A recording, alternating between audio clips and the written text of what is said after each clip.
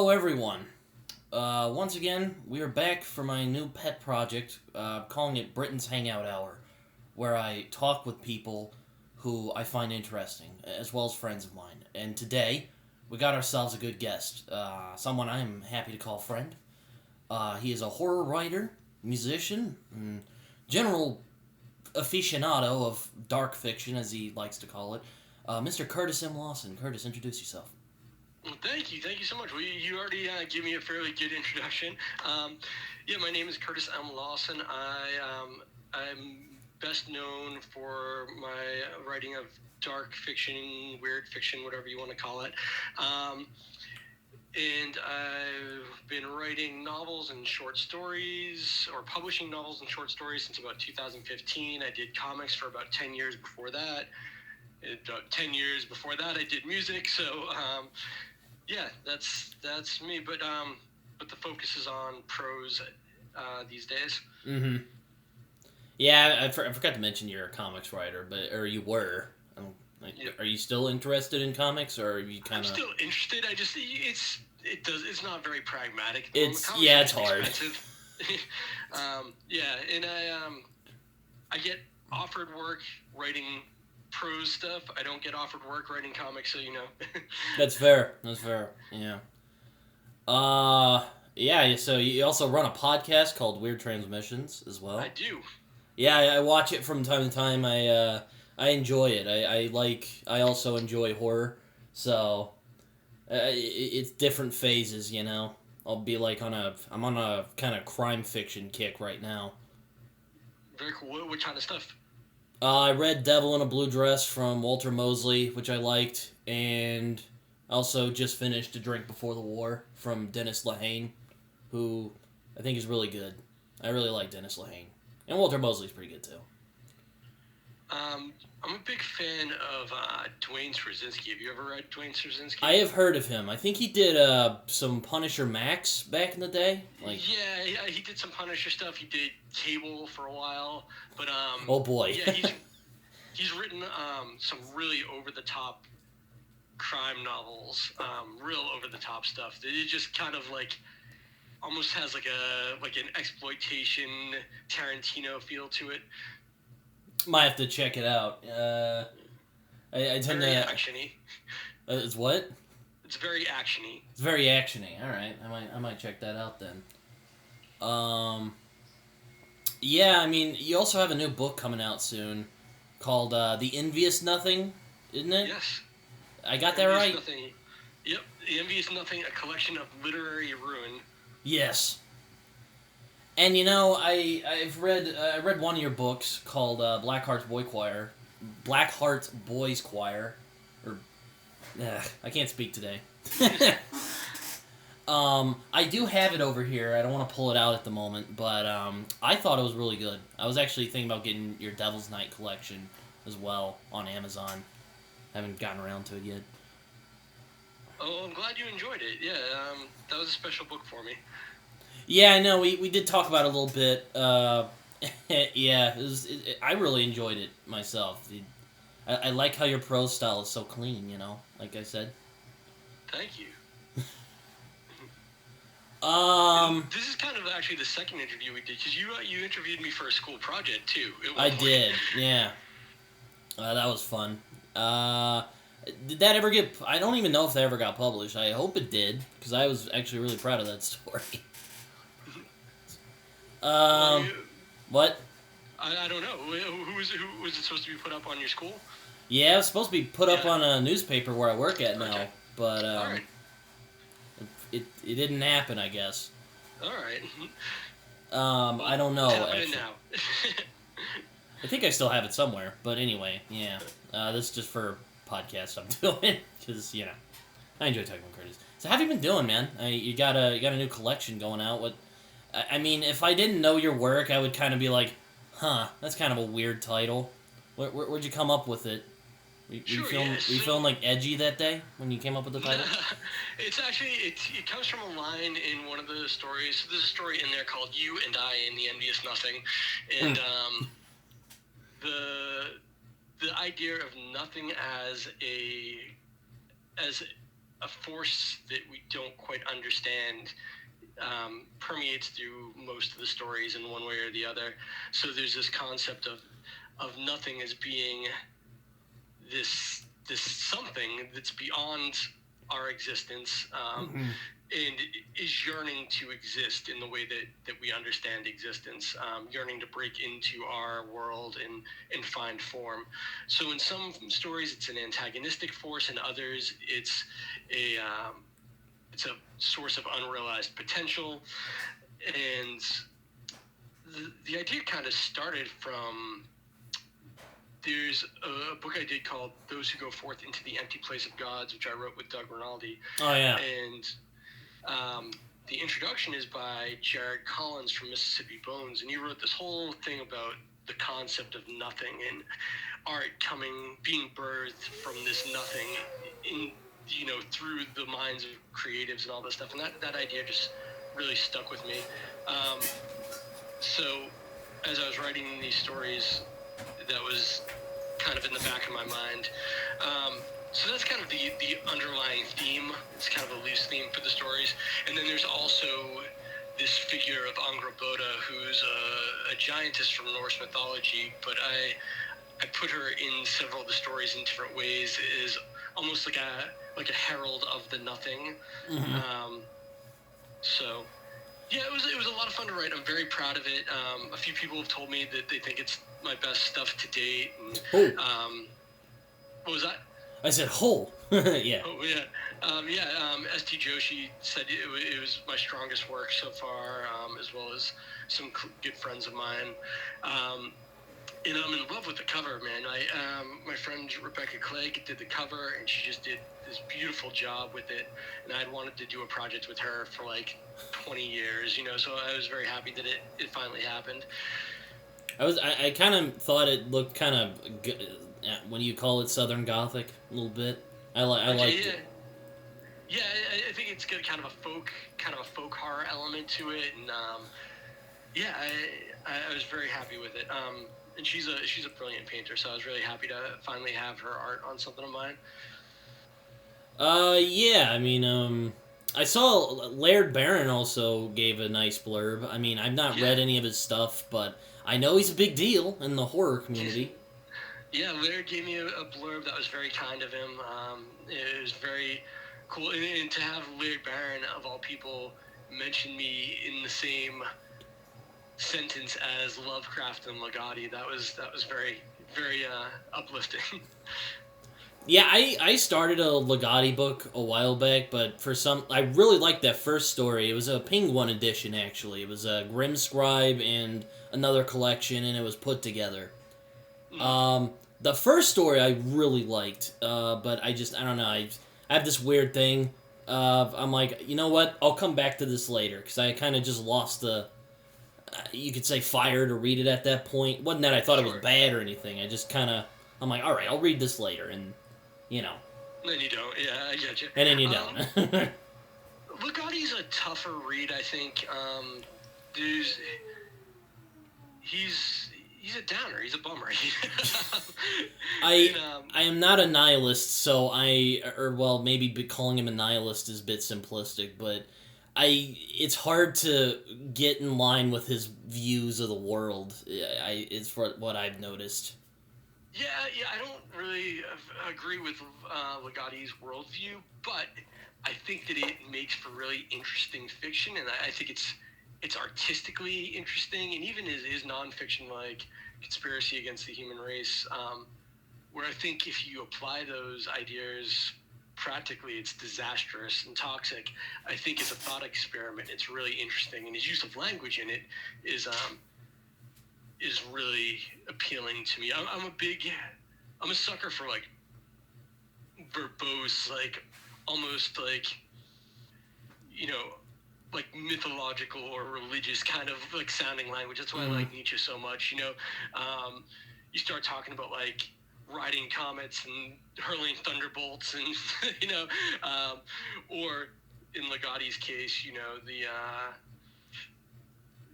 talking about the bleakness of the dark universe and how meaningless life is. If the language is there, then I'm in. It's hopelessness has never sounded so beautiful, I guess. Exactly. Oh Lord, what's the last cosmic horror book I read? Or well, I'm reading Perdido's Street Station right now. That has some Lovecraftian elements in there. Very cool. Yeah. Yeah, and I don't even remember the last Lovecraftian thing I read. Anyway, I have complicated opinions on Lovecraft, as you know. Yes. I know you're a big fan of Lovecraft. Is he like your number one, or is it someone else? I would say all around, he's my number one. There's just so many elements of his writing that resonate with me, and that I find myself drawn to take from. But so I think he's my biggest influence. But there are probably writers who I enjoy more, if that makes sense. Mm-hmm. So I think Lovecraft hits me because of the sense of cosmic nihilism. See, I can prescribe to the idea of cosmic nihilism, not so much personal nihilism, if that makes any sort of sense.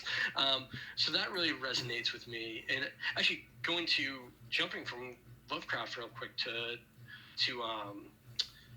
Robert E. Howard, I think that Robert E. Howard did a really great job of addressing that cosmic nihilism while rejecting personal nihilism in a figure like Conan or something like that, or Solomon Kane, where you have, just particularly with Conan, you have these otherworldly forces that are so much beyond our understanding, and there is no benevolent force coming to save mankind, so you have mankind doing it for himself in the figure of Conan.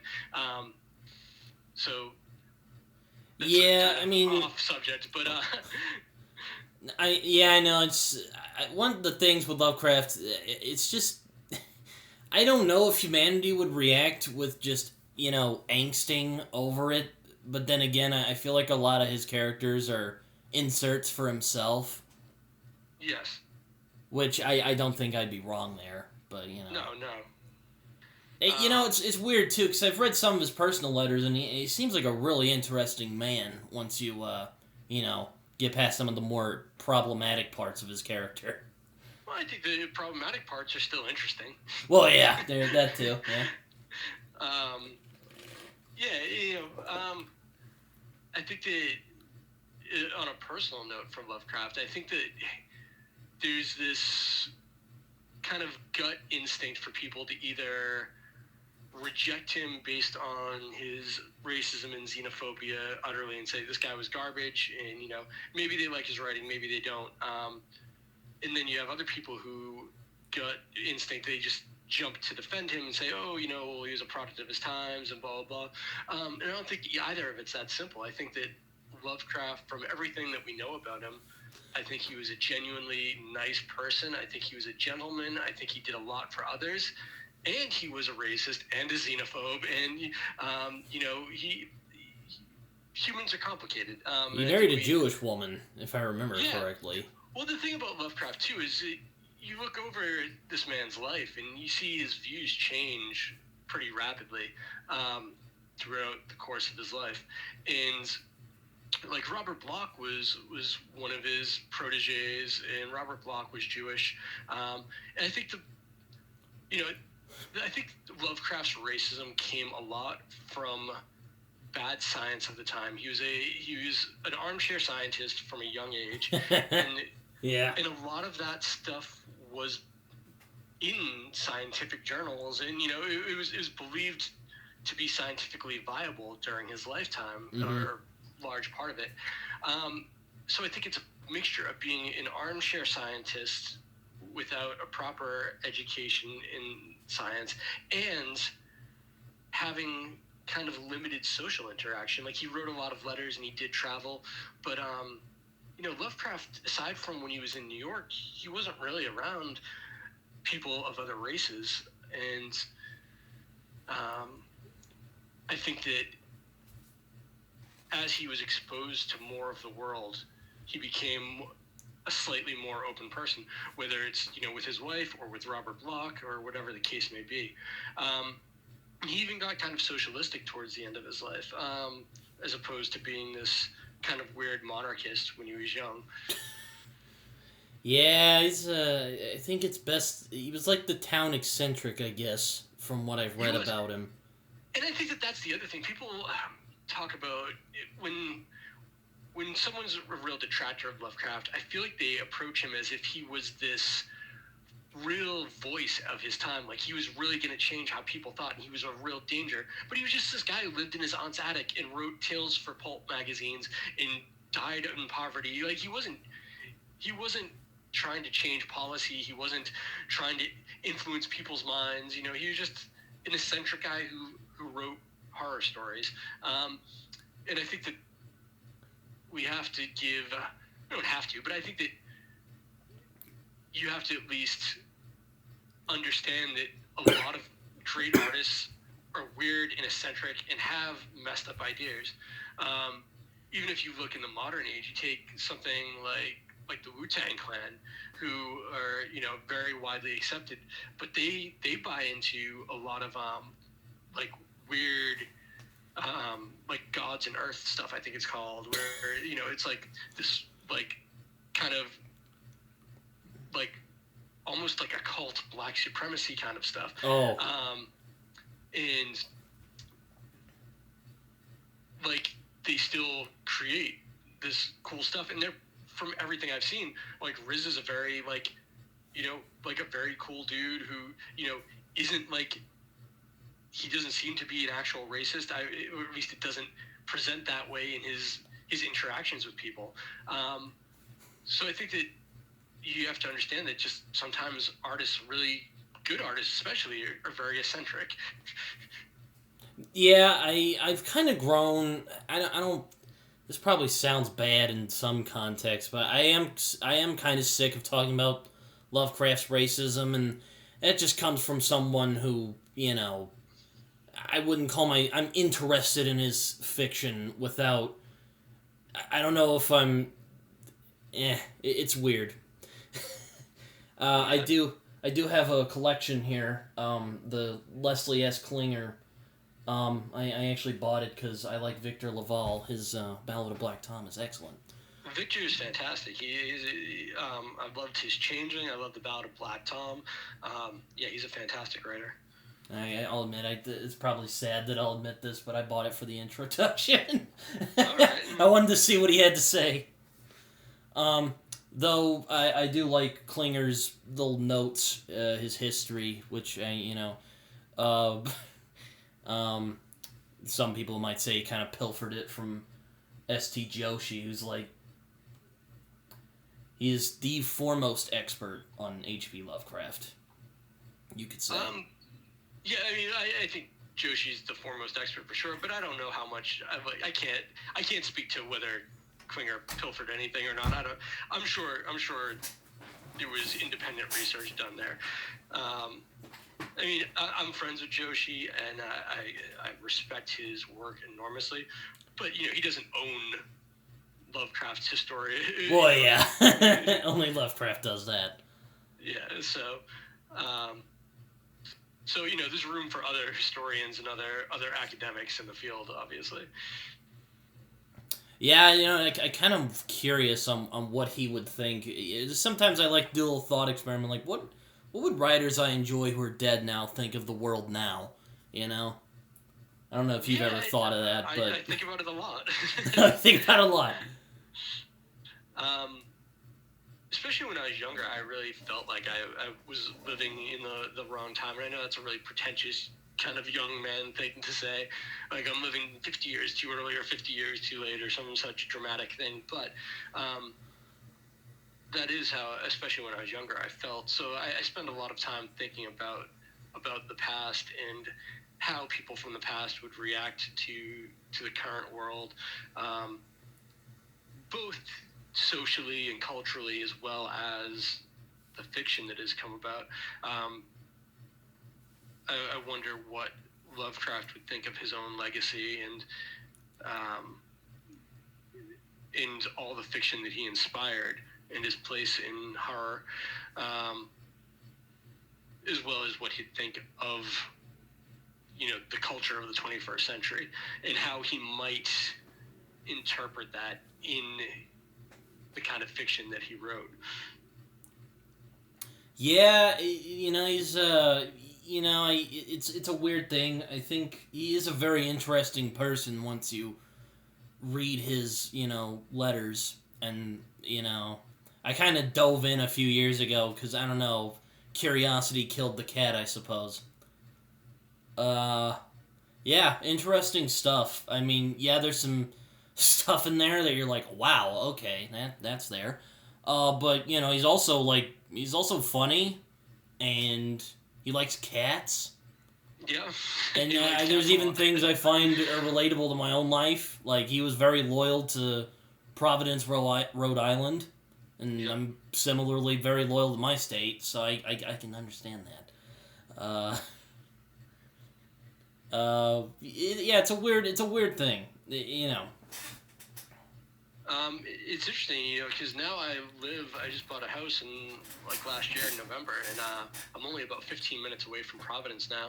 So, I drive into Providence most days, and I'll see these buildings mentioned in his work, or, places where I know that he would like to walk past or spend time at.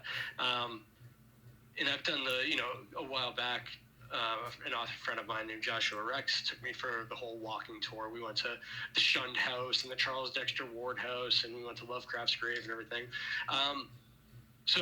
Being so influenced by him, it does kind of feel, I don't know, kind of special when I'm walking through Providence, thinking that, I'm part of this literary legacy in a sense, and that I'm walking on the same ground. It just feels kind of cool. Yeah, I also, I think it would be interesting. I mean, Robert E. Howard lives in the state, right below me, which is Texas. He lived in Cross Plains. I've thought about going over there, but I've heard it's very dry and just a bunch of small-town people hanging out over there. Okay. So, I'm sure there's something of interest there, though, hopefully. I know they've kind of started to appreciate Robert E. Howard over there. Nice. Yeah. I imagine it's a little bit different in a small town like that. Providence is it's not a big city, but it's a city, it's clearly a major city. So I imagine, I don't know where Howard lived in Texas, but I imagine that Texas is just so spread out too, Mm-hmm. So I imagine it's a little bit harder. And I feel like Howard's fiction was probably influenced by Texas, but more the natural world. The architecture, the culture, or whatnot.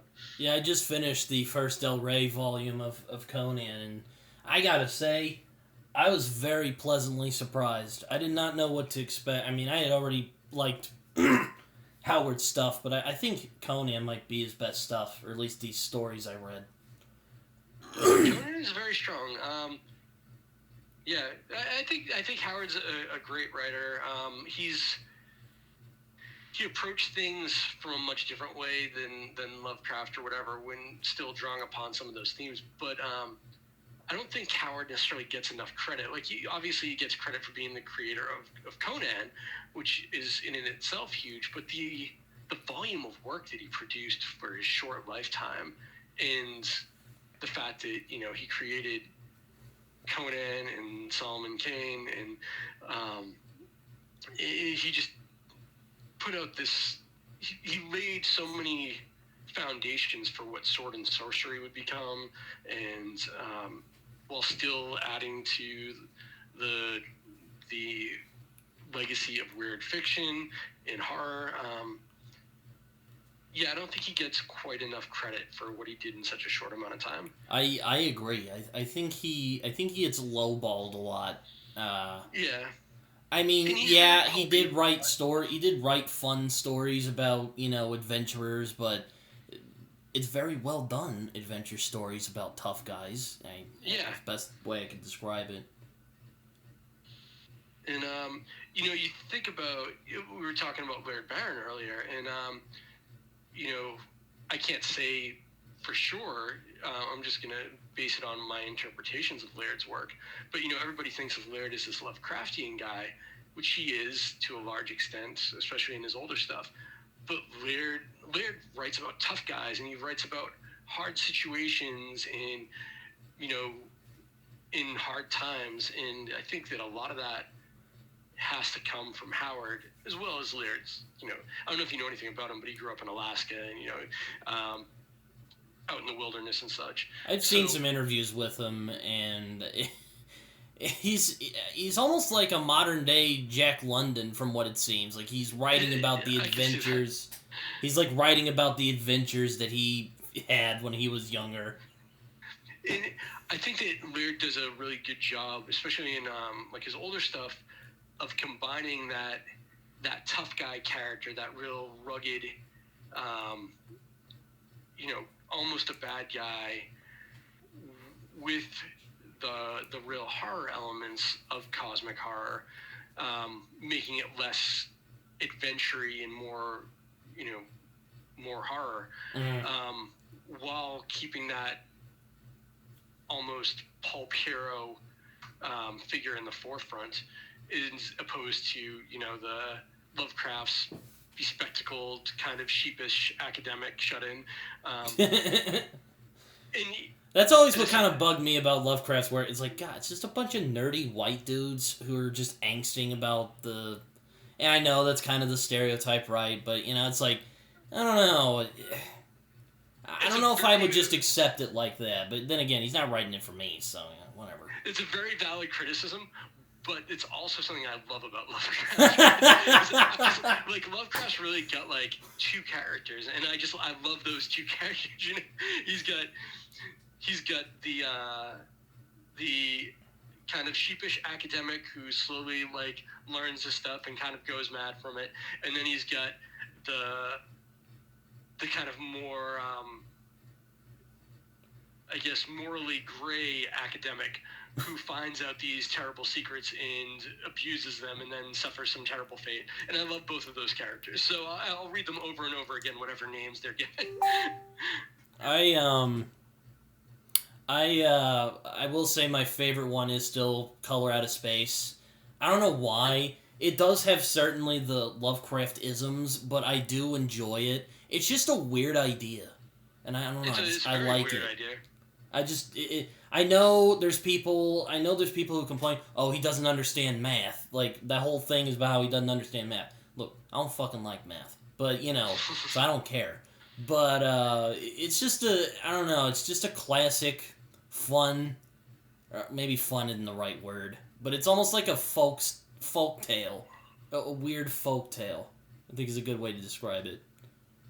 Yeah, I think it's an excellent story. I think it's one of his best, and it is a really just impossible thing to wrap your mind around. That's another thing I love about Lovecraft. I think that a lot of pastiche focuses on tentacles and focuses on a lot of the stuff that Lovecraft implied that he didn't flesh out as much.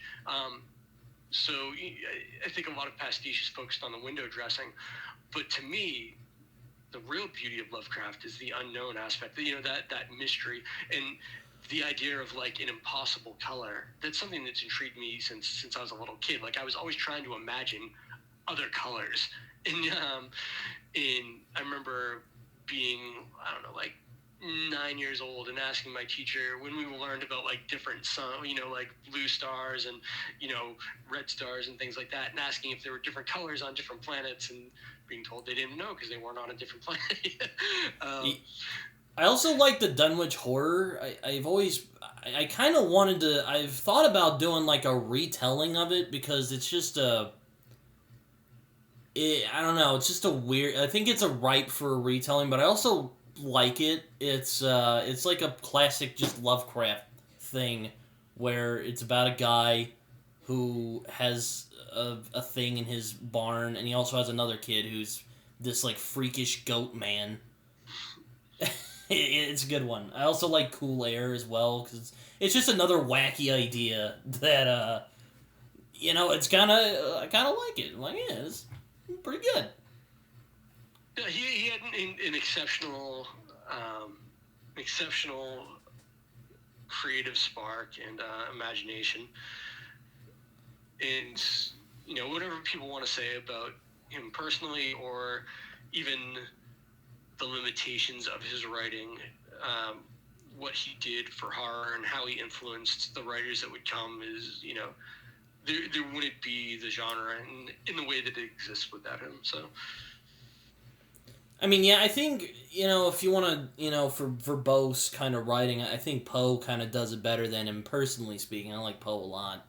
I think my favorite short story is The Telltale Heart, so I'm definitely biased there.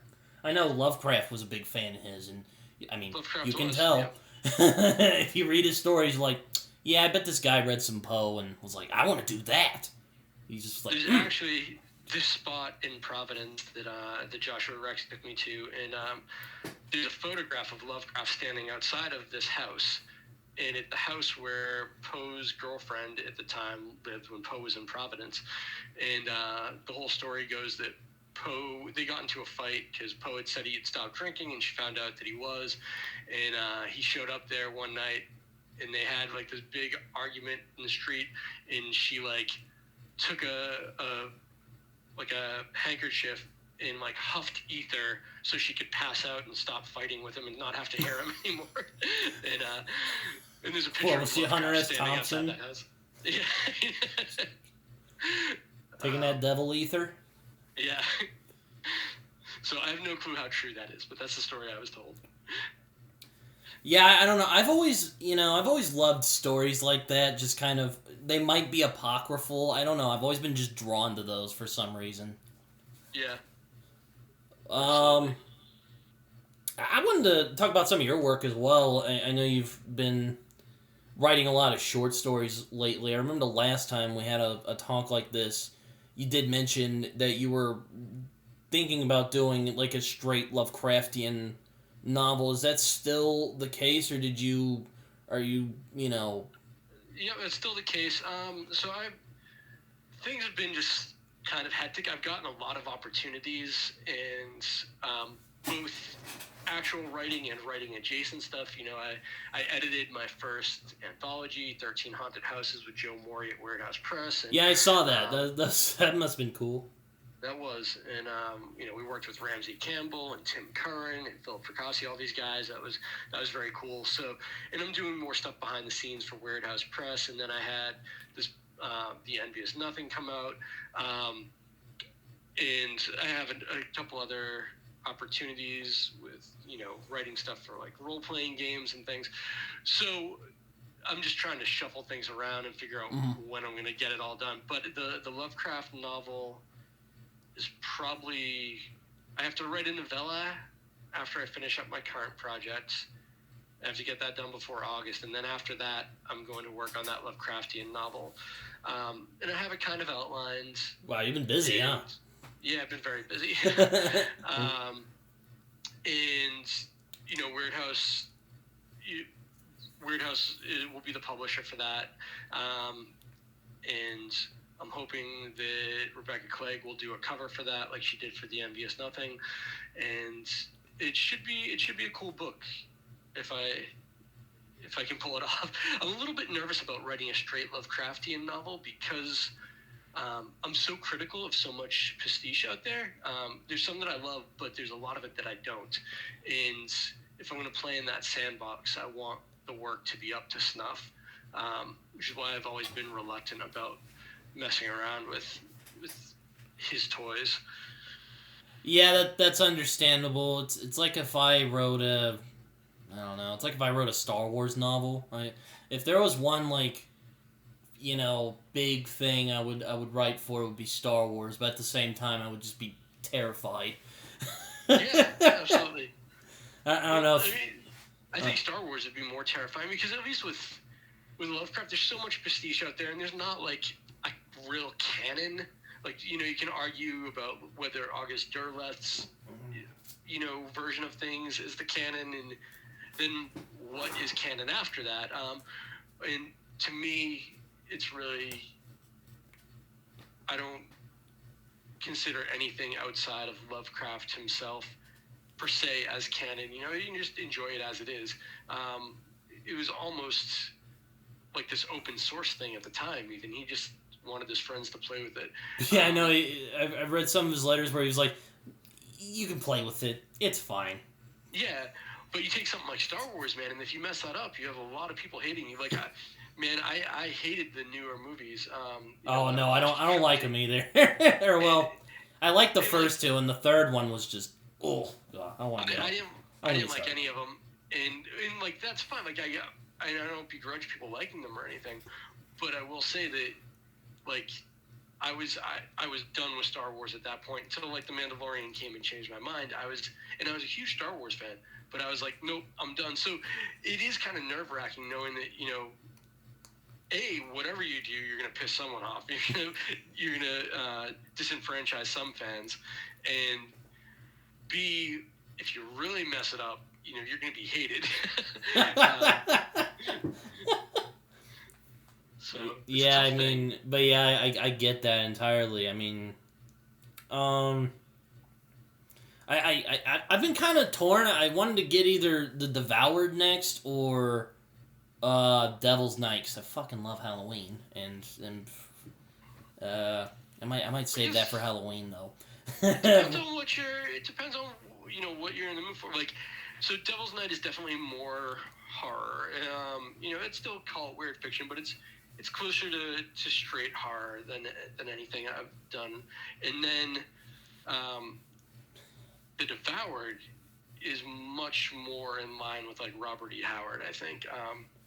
It has a more of an adventure element, and definitely has, you know, cosmic horror, but more in that, not in the, oh my god, like there's nothing we can do against this, we're doomed, as much as you get the like tough bad guy who's going to go up against these terrible gods, and, you know, maybe just maybe he'll come out on top, kind of thing. And a couple people have compared it to Conan, so that might be up your alley. I might get The Devoured. I do want to get that. You know, I did want to ask you one question about one of your books. I kind of have an idea on what the answer will be, but you know, I was reading the synopsis for It's a Bad, Bad, Bad, Bad World, and I was just thinking. I saw it. I'm like, I gotta ask Curtis this on the show. But what is a professional sadist? Like, what would that job description be? This was an idea that I had in my head for a while. So, have you ever seen the movie Hitch with Will Smith? No, believe it or not. So, Hitch is about Will Smith plays this guy who his whole job is to like get people together and like facilitate people falling in love. So he's not there to try to like get guys to like just hook up with this girl they like or whatever.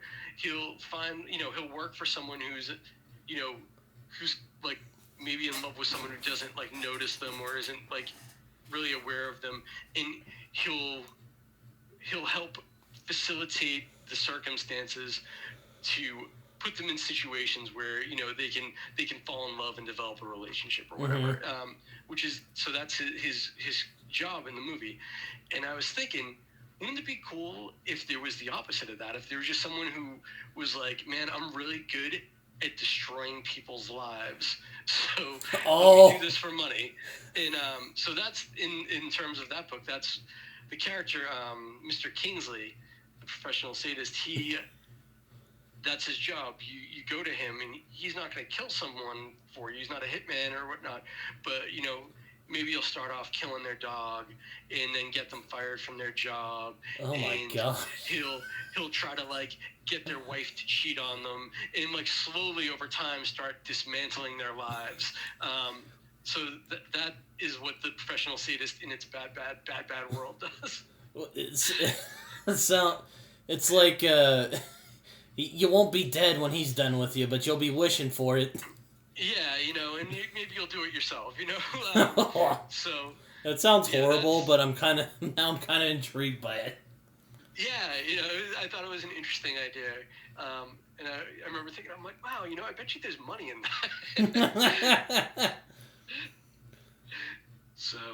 Yeah, I know you've talked about Blackheart Boys Choir a lot, but one of the things I do like about your work, I've mentioned this before, I like that you're not afraid to talk about things that people, I wouldn't say find offense, well, yeah, that's probably a good way to put it, find it offensive, like, school shootings, or, following a dude who's a Confederate in the Devoured, or, I haven't read It's a Bad, Bad, Bad World, but it seems to be a lot of strange characters in that book. In those books. There's a Rhodesian mercenary in there, and he's definitely like a racist and a murderer. He's a killer for hire, and maybe the most likable character in the book.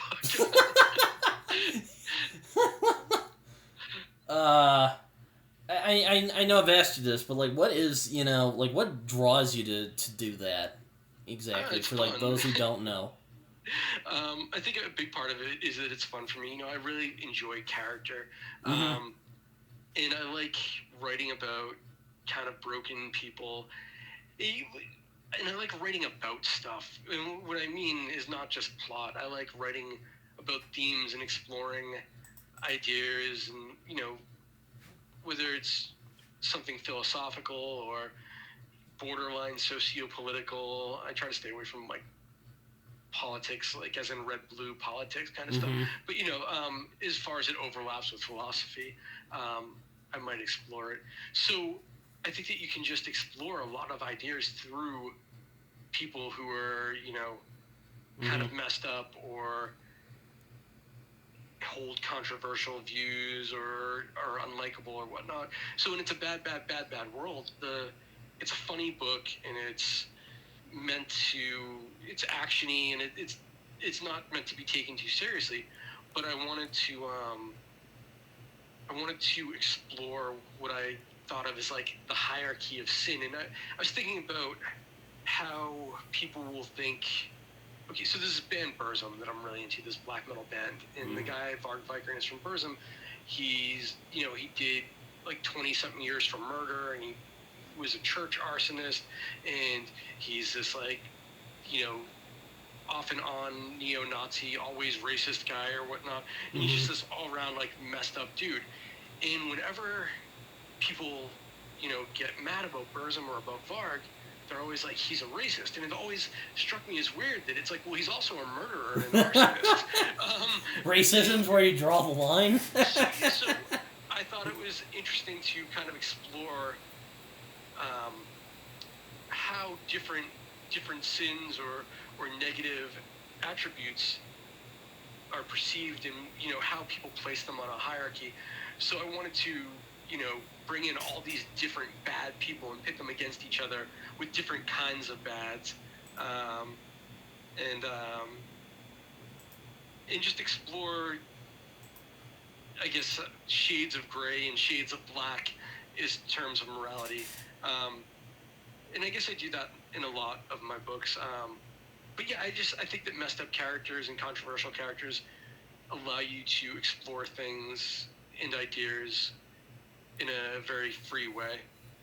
Yeah, I'm also relieved that you don't do it in a weird, haha, edgy sort of fashion, Well, thank you. Or, well, I mean,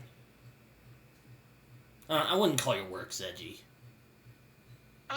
I could see how people might. I don't consider it edgy, but I guess people have called Blackheart Boys Choir edgy, or even Bad World because of the Rhodesian and stuff. Okay, maybe it's a the bad world does sound kind of edgy, but I haven't read it, so I can't comment. But I didn't think Blackheart Boy Choir was edgy. I don't think it is. I wouldn't consider it that, but I also don't I think the term edgy has gotten kind of a bad rap. I'm older than you, fairly significantly, and yes. When I was young, edgy was cool, and now edgy is not cool. So if somebody calls my stuff edgy, I'm not offended by it, because I grew up on you know, like I grew up on black metal and shock rock and Mm-hmm. you know, so. Yeah, you do write about music, especially in Blackheart's Boy Choir. And, I also really like music, and I like to write about it a lot. I don't know, it just kind of draws you in, Yeah, well, I'm a huge music fan, and, I used to play music, and, yeah, it's just a huge part of me. So I find myself drawn back to that over and over again. But art in general, I like to write about art and artists, and it's something that I've almost had to like stop myself a few times where, so this collection doesn't need another story about an artist lamenting his, his skill or what he's done or what he's capable of. It's something I just keep going back to. But I think art is so important to me in whatever medium or form. I think that art and science are really the only excuses that the human race has for existence, considering everything that we do. It's the only thing that justifies us. And art's probably the closest thing I have to a religion. So I just like to write about it. It's kind of how I filter the world, is through art and myth. Yeah, I understand that. I don't know, I've always been drawn to storytelling myself. I don't know what it is. I read a lot when I was a kid, and like so much my teachers would like take away my stuff. Or they'd get mad at me and ask what I was doing. I would be like, I'm not doing anything. Leave me alone. But no, I wasn't really like that, but it's jeez. Yeah. I mean, you also have a podcast. You talk with people on there, kind of like we're doing right now. Yeah. Weird Transmissions. It's a lot of fun. I talk mostly with authors, but I also will bring on musicians. I'll bring on filmmakers, all sorts of artists from different mediums. Visual artists, and I started it mainly because I just realized that there were people, contemporaries of mine, who I wanted to have conversations with, and I was lucky enough to be living at the same time as them. And if I didn't try to have conversations with them, I was kind of doing myself a disservice. I think this thought really occurred to me after Willem Pugmire died. So I just started reaching out to people, and I've had like 100 great conversations now, and I've learned so much, and it's been great for making personal connections. And it's just been very rewarding. I've gotten to talk to people like Ramsey Campbell. I've gotten to speak with Ari Vaughn from Danzig, and Randall Plunkett, who's the current Lord Dunsany, and he's an activist for animals and for land conservation, and he's a filmmaker. Just so many interesting, wonderful people, and I feel very fortunate to have the opportunity to have those conversations. Having important conversations and meaningful conversations is probably one of the greatest joys in my life. It makes me very happy, and I'm not like a party guy. I'm not a drinker. I don't. Yes, you're very straight edge. This is what I like to do. What was that? You're a straight edge, if I remember correctly. I am straight edge, yes. I've been straight edge my entire life. Gone the Henry Rollins route. I don't know if you've heard of... Or I know you probably heard of him, but I don't know if do you listen to him, or... No? I don't listen to any of his music. I don't really like his music, but I love him.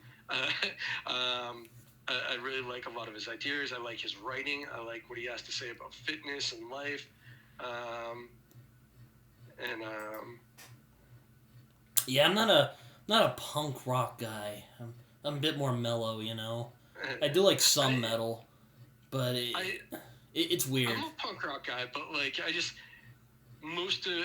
whenever Rollins, I was never into Black Flag. I was never into Rollins' band. I kind of wish that I liked his music more, because I do like his ideas a lot. But he wrote this wonderful, wonderful piece about lifting weights, and like how he got into lifting weights, and what it meant to him, and how it kind of made him this better person and stuff.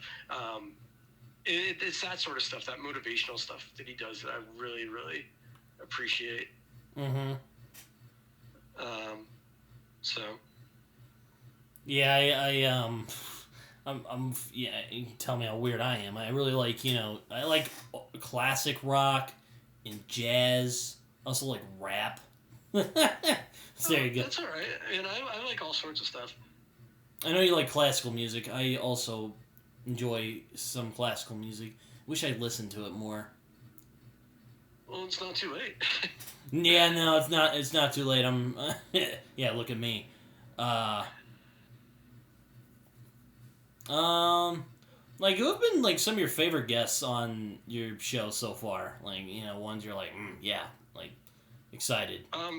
So Randall Plunkett was incredible. We actually talked for maybe like another 2 hours after we recorded. We just really hit it off. We're both metal guys, and we're both the same age.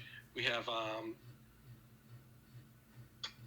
just a lot in common, and I really respect what he's doing with his land, and he made this great movie called The Green Sea, which I really enjoyed. So he was fantastic to talk to. Ari Vaughn from Danzig. I'm a huge Danzig fan. I got to talk to Ari for like over 2 hours. And oh yeah, I forgot you're a big Danzig fan. You're still curious if you watch Veronica from him. I haven't watched it. I don't want to.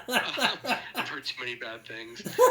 I do want to see Death Rider in the House of Whatever there. And then, let's see, S.T. Joshi was fantastic. And then sometimes I'll have conversations with people who I haven't read their stuff. I don't really know that much about them. I've just kind of looked at a Goodreads page. And those sometimes turn out to be the best conversations. And, I had a conversation with this guy, David Rose, and I did know David's work a little bit. And I talked to him on Twitter and such, but I wasn't terribly familiar with him. And we had a fantastic conversation. Very fascinating person. So yeah, there's so many great ones. Rob Miller from Amoebics, who's a very controversial figure. Mm-hmm. I had a wonderful conversation with him. He's a very interesting guy, and he pisses a lot of people off. But he was basically the founder of crust punk. So to really talk to somebody who was doing this stuff in the late 70s, that was really kind of surreal to me. I think it's funny you mentioned Lord Dunsany's, I don't know what he's like great grandson or something like that. Yeah, I think great. It's funny. I have two of his books over here. I have the Penguin fantasy stories. And I have the King of Elfland's Daughter. I haven't picked them up yet. They haven't I literally made a list of like stuff to. I'm feeling the itch to read next. So yeah, that's fun. They're over there looking at me. So the King of Elfland's Daughter. I listened to it in an audiobook to like kind of revamp, to read it again last year. And I truly believe that it is one of the most beautifully written volumes in the English language. I talked about how I like kind of verbosity and this big mythical language, and it is just so chock full that, is this idea of like, they have to like go into these fields and like, where like they pull lightning bolts out of the earth where they've fallen and things. It's just so incredibly beautiful. Yeah, I have heard a lot of great things about the King of Elfland's Daughter. I know Lord Dunsany's influenced a lot of people, Lovecraft included. I know his dream. I've never actually read many of his dream stories, but I know his dream stories are inspired by Dunsany. I know Neil Gaiman likes him. Oh, he's fantastic. He's not as well known as Lovecraft or anything. He's not as widely read in the modern age, but he's such a fantastic voice. And I think that what I love about Dunsany, which you could go over to Neil Gaiman with this too, which makes sense, is that a lot of times people try to define weird fiction, and weird fiction just kind of gets lumped in with supernatural horror a lot of the time. But I think that there's strands of weird fiction that are definitely not horror. And I was about to say, I don't think it's just horror. I've read a lot of weird fiction that isn't just, supernatural horror. I've read, like, weird fantasy, weird science fiction, I hope I didn't interrupt you, by the way. No. You're absolutely right. And I think that Lord Dunsany and even Neil Gaiman are perfect examples of that, like, where they have that core element that's almost nebulous of what makes it quote unquote weird, without it going into the horror, into horror territory. And I think that it's quintessential writing for anybody who's really dedicated to the idea of weird fiction. You're doing yourself a disservice if you don't read Dunsany. Yeah, I know. I need to read him at some point. I just haven't felt the itch just yet. I know he's a lot of people in fantasy. I like fantasy and science fiction quite a bit. A lot of people like to credit Tolkien, and rightfully so. I think he reinvigorated fantasy as we know it today. But I feel like a lot of people kind of forget about other writers who came before him, like Lord Dunsany. And yeah, I do hope to get to read him at some point. I hope I get the itch sooner or later. You can't really control that itch. I understand that completely. Sometimes you just... I'm like, ooh, I want to read that! And then you're like, nah. Or you might start something and it doesn't resonate, and then you put it down and you keep going. It might take 3 or 4 before you hit the right sweet spot for what you need. You're like, yes! Yeah, I will say one of the things, I've been reading a lot of, submissions for Weird House stuff, and in doing a lot of reading of things that aren't out yet. So I haven't got to read as much for pleasure as I would like. And I have this huge pile of books that I'm dying to get into. I really need to find a way to dedicate some time each day to reading for fun. Yeah, I have a thing. My friend Josh described it as, you like hallucinating when you read. But yes, I do like to. I'm sure this isn't unique to me, but I like visualizing what's going on as I'm reading it. Oh yeah, I mean, so I always assumed that everyone did that, but I guess there are people who can't literally, like, they can't visualize. Like, really? That's weird. And I have a friend who claims that he can't. He said, like, we play like D&D and other tabletop RPGs, and he would say that he can't visualize things in his mind. And I always wondered how a game like Dungeons and Dragons could be fun for someone if they couldn't visualize things in their mind.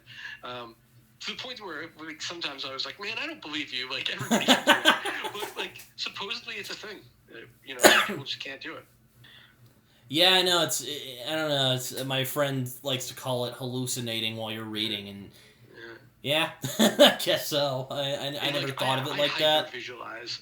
Like, I hyper-visualize everything. I wish I could draw, because when I see things in my mind, they're hyper detailed, and I wish I could visually express that in some way. It's just, but there are all these, like, beautiful images in my mind that are just kind of trapped there. Yeah, it's also been like part of my sort of mission. One of my missions the past couple years is try to read non-Tolkien inspired fantasy as well. So, I've been trying to, and don't get me wrong, I'm not trying to, like, bash on Tolkien or anything. I think he's, I really enjoy Lord of the Rings. But, I don't know about you. Tolkien, I mean, obviously literature owes a debt to Tolkien, and fantasy owes a debt to him. I'm not a fan. That's fine, yeah, I get that. There's a lot of... I know there are...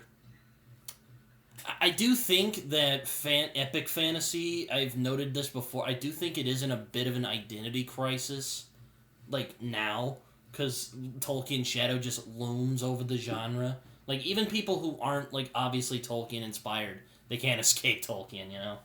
Yeah, you can't. And I think that Tolkien, once again, he had a wonderful imagination. I think he was a great mythologist, but I think a lot of it's boring to me. Yeah, you know, Lord of the Rings ain't for everybody. I get it. I wouldn't say I wouldn't say I love it as much as something like, you know, Star Wars. But you know, it's I don't know. I find myself drawn back to Tolkien. But I do agree that I think fantasy, you know, should, you know, try and, you know, do more than like there's a rich, you know, there's a lot of stuff you could pull from aside from Tolkien. You know, I mean, there's the you know, there's Beowulf, Lord Dunsany over here, which again I haven't read, so I can't comment. But I'm sure there's people who can pull from that. I mean, there's Beowulf, which also inspired Tolkien. There's you know, like ancient myths. You could even argue things like Dante to a certain extent. Yeah. The Iliad, you know. I'm not a Greek myth guy. I'm more of a Norse guy myself. I prefer. I'm a bigger fan of Norse mythology myself. But I guess it's less codified in a sense than.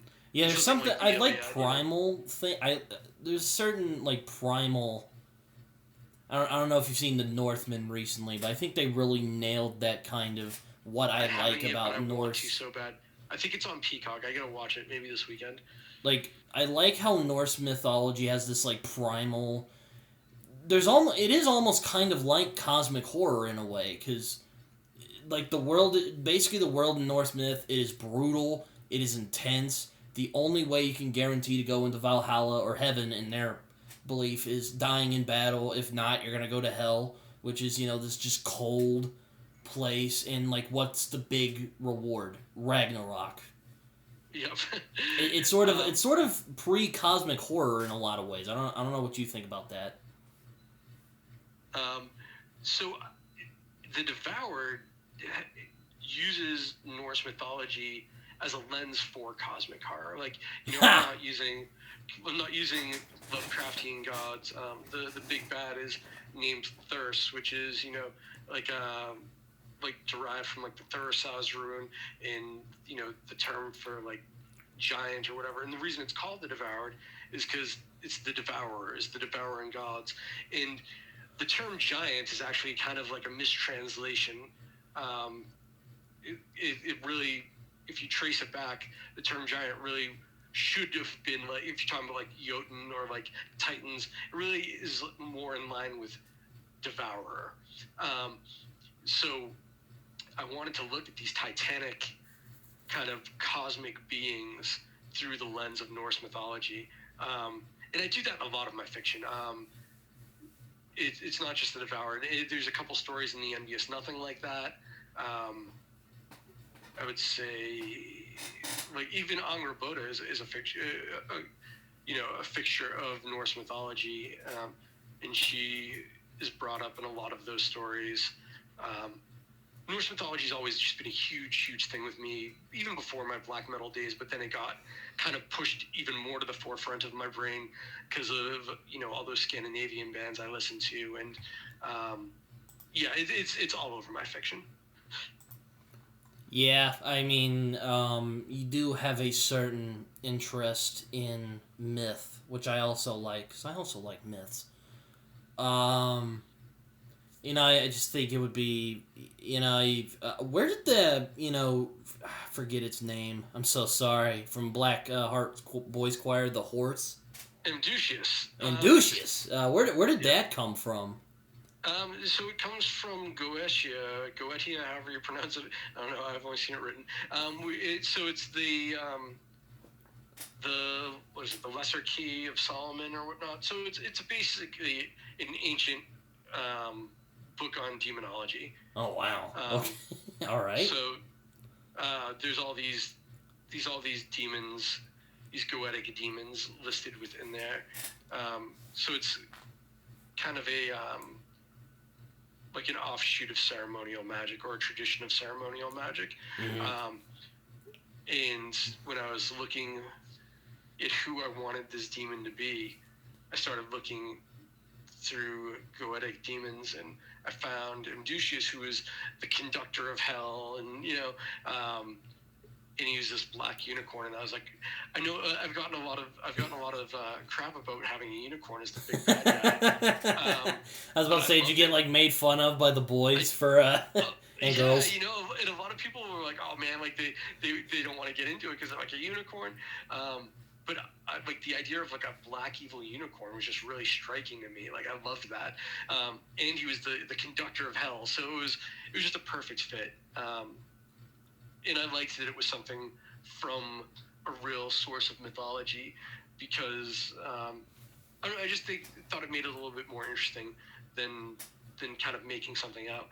The original idea was just to have the demon named after like the Russian word for bullet or something like that, which was like a less cool route, which I'm glad I didn't go.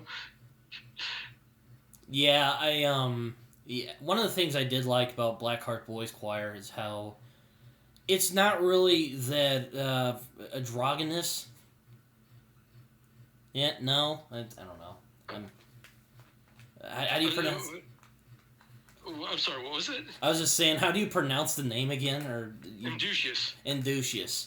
I thought you were saying something about one being androgynous. Yeah, no, I just. Could you say it again? Inducius, okay. Inducius, okay. I like how Inducius is not really like. I don't know. I know you were kind of going for is he hallucinating or is this real sort of thing. Yep. I don't think it would take that much to assume that. Yeah, it's but you know the old saying. I like how it influences the people in the story without, actually doing anything. Yeah, well, I think that if you look at a lot of Judeo-Christian ideas on like demons or the devil or whatnot, they very rarely act in a direct manner. So I thought it was more in line with that sort of tradition and with that character to have it be an influence rather than directly interacting with the world or causing physical harm. And also it made it so I could use Inducius more as a metaphor or symbol in a lot of ways. And ultimately, it's really Lucian who has to make all the decisions. He decides whether he's going to be this bad guy or not. And one of the central themes of that book for me was about resentment and what resentment can do to you. So in a lot of ways, Inducius is this resentment that Lucian can't shake, even though he knows it's bad for him.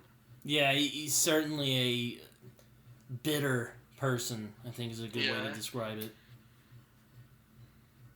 Even though it's funny because you're like, God, this dude's like 17. I'm like, there's times I'm like, God, this dude's a dick, and I'm like, I kind of feel bad for him. Well, that is the whole thing, one of the things he's definitely supposed to be sympathetic and unlikable at the same time, and he's also supposed to be right at least as often as he's wrong.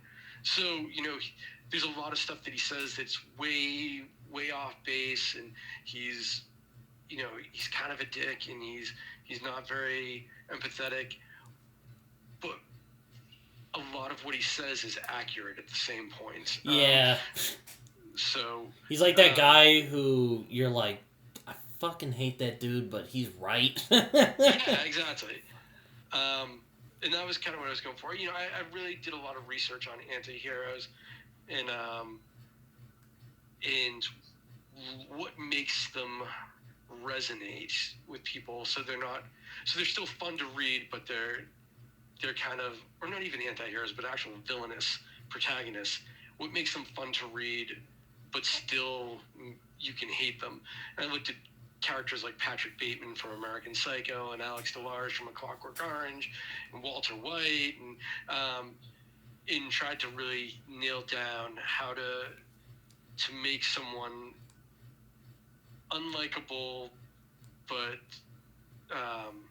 still human. I guess he's human and interesting, intriguing. It's funny, I've read American Psycho a few times, and I've always gotten different, I have to say, I think Bateman is one of the most just detestable, people in anything I've ever encountered. I mean, I really like the movie, too. But, but what's scary about him is that he doesn't have an identity at all. Yeah. That's the whole point. It's just this dude's just fake. There's nothing authentic about him. That's the scary part, or at least for me. He did a fantastic job of portraying that. And it's almost like he... I don't know how to describe it. Maybe I'll save it for a review or something. But it's almost like he's stuck between he wants to be different from everyone else, but he also wants to be just like everyone else. I think that part of it, too, he wants to be unique, but he wants, as you said, he wants to be the same. But I think there's also the fact that he is different than everyone else. Not in a good way, maybe not in the way that he wants to be, but he is different than everyone else. So it becomes much more important, even just from an aspect of survival, to be like everyone else, because he is this he's a monster, Yeah. I remember I read about Bret Easton Ellis, and he met Christian Bale, and Christian Bale's a method actor, very gets into the role, and he said he was creeped out when he was with him because he was he was dude, he was almost exactly like Patrick Bateman. It was nuts. Yeah. And they tone it down for the movie. In the book, he is just a monster. Yeah, it's interesting. When I saw the movie before I read the book, I saw the movie when it came out, and I didn't like it at first. I think I was just too young, or maybe not well read enough to. I just didn't get it, and the surrealness of it. It just seemed too ridiculous to me at the time. But I've come to really appreciate it as I've gotten older. Yeah, it's a weird one. I mean, I also like villain protagonists, you could say. They call them anti-heroes, but I think villain protagonist is more apt. Yeah, when I think of an anti-hero, I'm thinking of somebody like the Punisher, or Wolverine, or somebody like that who is maybe doing bad things, but has, have their heart in the right place, kind of thing, Mm-hmm. or at least going after bad people, even somebody like Dexter. But Patrick Bateman's not an anti-hero. He's a villain. Alex DeLarge is not an anti-hero. He's a villain. And Lucien Beaumont is not an anti-hero. Lucien is a villain. I mean, you could say Lucien's an anti-villain, but I don't know if that would be apt. I can kind of see that. Though I don't know. I've never thought about that term before, but I do think I remember when I stopped reading Blackheart's Boy Choir, I was like, wow, that was interesting. Or it was kind of, I don't know. It's oddly triumphant in a weird way, and I know I shouldn't feel that way. I don't know. What do you think, Curtis? Do you think I missed the point? No, I don't think you did. Well, first of all, I don't believe in missing the point of books. Okay. One of the things that bothers me is when artists get mad that someone misinterpreted their work or whatnot. In my opinion, once that leaves your hands, once you put it into the world, it's not yours anymore. And people are free to get from it whatever they need to get, or whatever they do get, or whatever they want to get. However it helps them, or whatever it does for them is beyond your control. It's beyond your concern. So if someone gets something that completely wasn't my intention, I think it's wonderful and beautiful that I was able to interact with this person in an unexpected way. That being said, Blackheart Boys Choir being triumphant in an odd way, was an intention. Yeah, I was like, it leaves like a bad taste in your mouth, but you're also like, you want to throw the book across the room and be like, ugh! Why am I celebrating? This is really awful. Yeah, really awful. But it feels triumphant, and I think that one of the things that I did by accident with that book, because Lucian's very, very much influenced by who I was as a teenager, and one of the problems that I've struggled with in my life, especially when I was younger, was, I don't know if you'd be able to really, if a therapist would actually diagnose it as narcissism, but I have narcissistic qualities that I've struggled with, and when you are kind of narcissistic, you tend to have a way of having your happiness and your goals and the things that you are important seem more important to the people around you, and they put I guess added value on the things that you put added value on. And you kind of they talked about this in Rick and Morty actually at one point about in one episode where Summer's so hung up on making Rick happy, and Morty's like, Rick has this inflated sense of the importance of his own happiness, and it makes us think that his happiness is more important too. And I think that that's something I accidentally did with Blackheart Boys Choir, was show how Lucian has that effect on some of the people around him. Mm-hmm. And even on the reader, by making you believe that that this is a triumphant moment, making you feel that way at the end, kind of shows that he has this narcissistic charisma to draw you into his worldview and what he thinks is important. Or the fact a reviewer actually pointed out in an issue of Dead Reckonings that there's no point in that story where Lucian ever proves that he's a good musician or a good singer or a genius or any of the things that he says he is. He just says it so much that you take him at his word. And that wasn't like an intention of mine, but it was true, and that's something that I did in my youth. I was Wait, didn't he sing in the choir room scene? He does, and he says that he was great, but this is all coming from his point of view. Oh yeah, okay. Oh, huh. I'd never thought of it that way. I was just like, I didn't think of it that way until I read this review, and I was like, oh man, there might be something to this. You're just like, yeah, man. Yeah. All right. Yeah. Yeah. It's Yeah, I also kind of like how he's he's almost a kid out of time in a lot of ways. He is. He very much is. And I think everyone goes through that phase. Where you're like, oh man, I wish I was in this time, or you're listening to a lot of music from whatever era you're from. I don't, or from whatever era you idealize. I know I did it when I was in, high school. I still do it sometimes. I just thought that was a relatable part of the book in a lot of ways. Well, I'm glad. Yeah, I'm glad that people were able to find it relatable. I was nervous about that book. It was a risk. It was a risk with the subject matter. It was a risk having an unreliable narrator and an irredeemable protagonist, and dealing with stuff like school shootings, and having a unicorn is the big bad. But it paid off. There are definitely people who don't like the book. There are people who've called it like a white boy bullshit story. And, I've never heard that before, but I like that. Yeah, and there are people who, even my wife couldn't read it. My wife got like a few pages in, and she's like, "This guy is so pretentious and awful, like I can't do it." But the people who like it, it really resonates with them, and that's important to me. I'd rather have it really work for some people than kind of work for a lot of people. I think I don't know if I would say that Blackheart's Boys Choir scared me, but I will say one of the things that kind of got under my skin is it's almost like Lucian is that kind of perverted, dark version of myself that I could have been.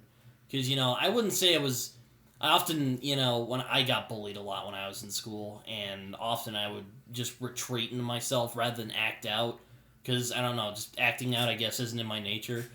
But, I got where he was coming from, though, in terms of just that anger, Yeah, no, I absolutely get it. And like you said, some people act out, some people retreat into themselves. And I think when we were talking before, you mentioned you were more of a Maxwell almost. Yes. Yeah. Ah, poor Maxwell. I love that. Like, I love that guy. Maxwell's he was the so only good person in the book. He was so. And those other two kids. We've talked about it before, yeah, but it's like I knew kids like that. I just those shady looking dudes who went to your school. And everyone kind of knew that they weren't good news, but they're like, they're not hurting anybody yet. Yeah. They are. Everyone in that book is somewhat based off someone I knew in real life. So, what was kind of cool too about that book is that it wasn't just like music kind of outcasts or like subculture outcasts that reached out to me and said that they related to it. There's this one big fan of mine, this guy who he's like a ex-military guy, and like he's a metal guy, but he's definitely not like who you would think of as like a subcultural kind of guy. But he's this Puerto Rican dude, and he was saying that like growing up is like being Puerto Rican in like a predominantly white school and stuff like that. That still like that idea of being the outcast in that sense still resonated with him for the book. So I thought it was cool that you didn't have to have the exact same experience to be able to appreciate what Lucian's going through. You just had to kind of be on the outside. And I think most people have felt like they were on the outside at one point or another. I mean, going back to American Psycho reference, I don't think Lucian's I wouldn't say he's anything like Patrick Bateman, but I remember his interactions with Violet, the chick he was very fixated on. Yes. I got the American Psycho vibe from her, where it's not really that he cares about her. It's almost like he's obsessed with what she means to him. Yes, absolutely.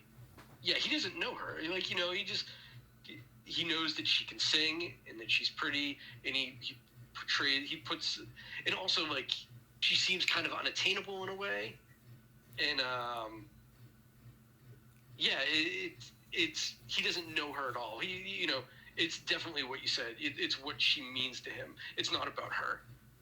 Yeah, though to be honest, I would say get with a better woman, man. She's super shitty to him the whole book. I mean, for good reason. I mean, there's some understandable reasons. He is kind of weird. But, I wouldn't say he's a good guy. But, she's, like, really shitty to him throughout the book. And she's like, what the fuck? And, yeah, I don't know. She, like, chews him out for, like... She, like, walks in that music store and just, like, says, leave... Like, stop messing with me. Yep. And, there was actually, I had a couple different routes I was going with him and his relationships with women. In one version of the book, he was going to be having an affair with Maxwell's mother, but I cut that out. Oh, no! Don't do that. I feel like Max was like his only true friend. Like he was his only true friend. Like I feel like those other guys. Like I don't know if they really cared about. They just liked Lucian because he helped them act out. Yeah, he was a catalyst for them to do what they already wanted to. I feel like Maxwell actually, I mean, yeah, I'm sure Maxwell was annoyed with his antics, but, he seemed like he really liked him. as a person. Yep. No, he did, and I think that also Lucy doesn't really care about JC or Asher. Like, like they're there and they could sing and they're doing the things that he wants to do.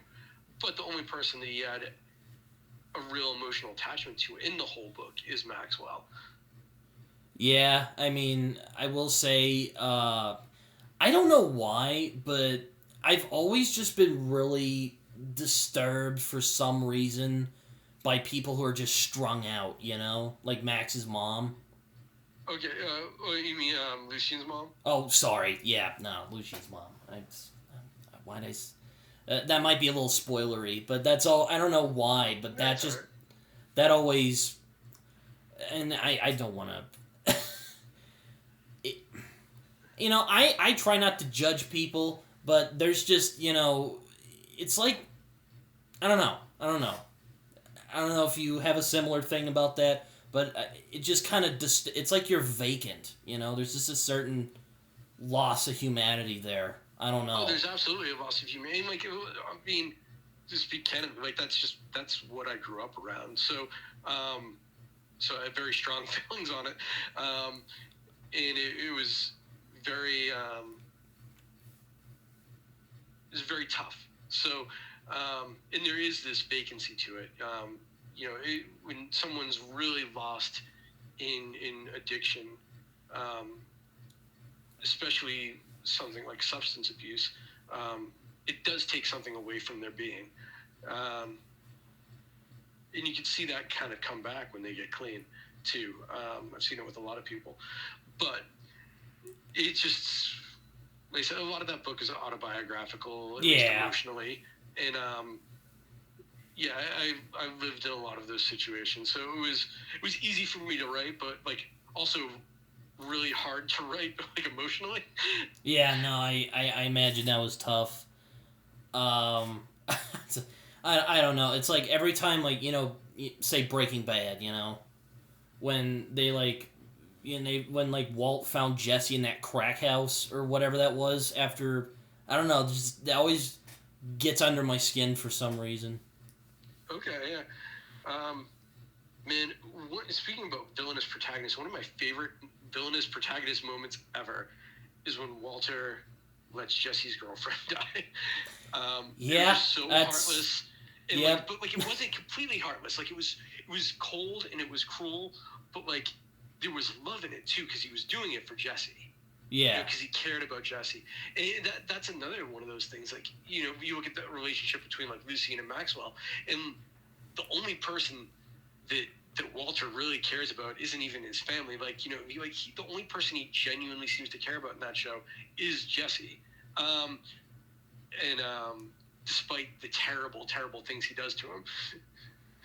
Yeah, I agree. That's like, I remember I used a site called Quora, and there was one where they asked me, what was the moment you thought where Walt wasn't, there was no going back for Walt? And I'm like, well, I think the thing about Breaking Bad is that, there was never just the one moment, Yeah. Like, he's acting out from the very beginning.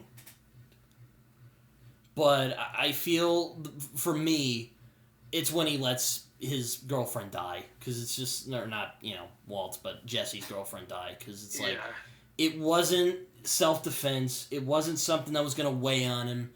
It was like, from that moment forward, I don't, he wasn't the good guy anymore. No. Wasn't even the not bad guy. Oh Lord. It's one of my favorite shows ever. I don't know if it's my favorite show ever, but I do think it's the most well put together show I've ever seen. Oh, yeah, definitely. It's certainly, it's just a great story, I think. No, it is. It's a fantastic story. It's just brilliant characterization. I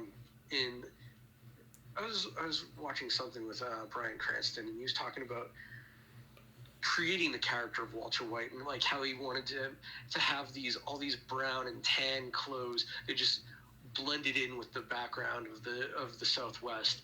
And whenever he's like Walter White, especially at the beginning, he's all hunched over and his posture is all slouchy. And then as he becomes Heisenberg, his posture straightens and he starts to stand out from the background. It's just those little things about the characterization. It was just a really brilliant story. Oh yeah, I mean, it probably is my favorite show because it's one of those rare beasts that just does everything right. And I'm like, yep, I don't have a lot of issues with this. And I was obsessed with it, and I still haven't watched El Camino, and I don't know why. Like, I just haven't found the time. It's good. Probably won't be missing much, but it's good. I enjoyed it. You know what it is? I think maybe I haven't watched it because I felt like the show ended perfect. I loved the last scene. I wouldn't say it like ruins the show or anything. Like, it's good. Like, it's well directed and all that. I just, it's like, it's good for closure. It's kind of like an epilogue, you could say. Though, it's more Jesse's story than Walt's, because I felt, Walt's story's over. Like, when he, goes down at that meth lab, it's over. Like, that's the end of his story. But, yeah, that's, I don't know. What was I going to ask you? Did you ever see the alternate ending? Like, the fake ending? Yeah, the Newhart parody? Yeah, I have. No, the Malcolm in the Middle. Yes, yeah. I have, yeah. Yeah, I really enjoyed that. He also speaks to Bryan Cranston as an actor. He's something else, man. Yeah, he is. If you go back to Malcolm in the Middle, even I was watching some stuff about him on Malcolm in the Middle, and I guess they would put him in all these situations, and they would kind of see what won't Brian do, and then when they couldn't get anything that Brian wouldn't do, they decided to change it up and say, like, what can't Brian do? So, they put him on, like, roller skates and covered with bees. They just do all this stuff to challenge him, Yeah, I remember, I read something somewhere. It was like AMC were kind of skeptical of Bryan Cranston at first. They were like, oh, Malcolm in the Middle guy? But you watch it and you're like, well, this is perfect. Like, no one would suspect this guy. Yeah, no, he was the perfect choice for it. It's like he's just a dude, Yeah. Yeah, and I mean that's the beauty of the show is just he's just a guy. I mean he's obviously more than that. He's very intelligent and everything, but yeah, it's not someone not this cartoon character Kingpin. You get to see this real person evolve into a bad guy. Yeah, it's beautiful. Yeah, it's about a man discovering the evil within himself. Yep. It's almost like how evil can be alluring, And I love the juxtaposition of Walter discovering the darkness within himself and how much of a bad guy he can be, versus Jesse, who wants to be a bad guy, and he's too tender-hearted for it. Like, he's not cut out for this business, and as much as he thinks he's a thug, Yeah, Jesse's that guy who you get weed from, and that's about it. Exactly. So I really enjoyed that aspect of it too. Yeah, it's kind of I don't think Walter's scary. I think like Gus is more scarier than Walt, but you can make arguments about it. But I do think what's kind of scary about him is that it's not like he becomes evil. It's just he realizes the evil that was always inside. Exactly. Yeah, there's not some catalyst that turns him or whatever. This was always there. It just he never had an outlet for it. And just like by season 5, I was like, God, Jesse, Mike, get out of there. Yeah. Fuck this guy. And then you're like, dang it, I want to see him succeed. Oh, And going back to what you're saying about like that triumphant moment at the end of Boys Choir, I kind of feel like you have that in Breaking Bad too. Yeah. Like because for everything that Walter did and all the shitty stuff happens, like yeah, he's all shot up at the end, and he dies, but like he never actually pays for what he did. He gets everything he wanted. Well, I mean, you could say he kind of did. His family hates him. Yeah, but and his son's gonna get the money, and he saved Jesse. He died on his own terms, around like the only thing that he really loved, which was like the meth stuff, and and yeah, I mean he lost the things that he thought were important to him, but obviously his family wasn't important to him, or else there's a part in there where they're like, are we in the making money business or are we in the meth business? And Walter's like, I'm in the empire business, and like it wasn't about making sure his family was okay. It was about him being good at this and liking it. Yeah, like he says at the end, I did it for me. Yeah, exactly. So. Yeah, it's a fantastic show. Yeah, I mean, I just Walter White is a great character. I mean, if there's, I don't know, he's like up there. I mean, you could say like Tony Soprano, or I've never seen Mad Men, or I've tried Mad Men. I just couldn't get into it for some whatever reason. I haven't seen The Sopranos or Mad Men. Oh man, I mean, if you like Breaking Bad, I think you would like The Sopranos. Except The Sopranos is more day in the life of being a gangster, like normalizing. It's almost like one of the things I like about Sopranos is it's almost like it shows how normalized it becomes after a while. Being a criminal, while like Breaking Bad is more like this normal guy just gets sucked into a whirlpool that is crime and organized crime. Yeah, that makes sense. I can definitely see that. Also, Ozark is good. I haven't seen the final part of it yet. Though I also like that show as well. I think it actually improves on stuff that I had issues with on Breaking Bad. Like, I always had an issue with how the family... I never thought the family was as interesting as Walter was.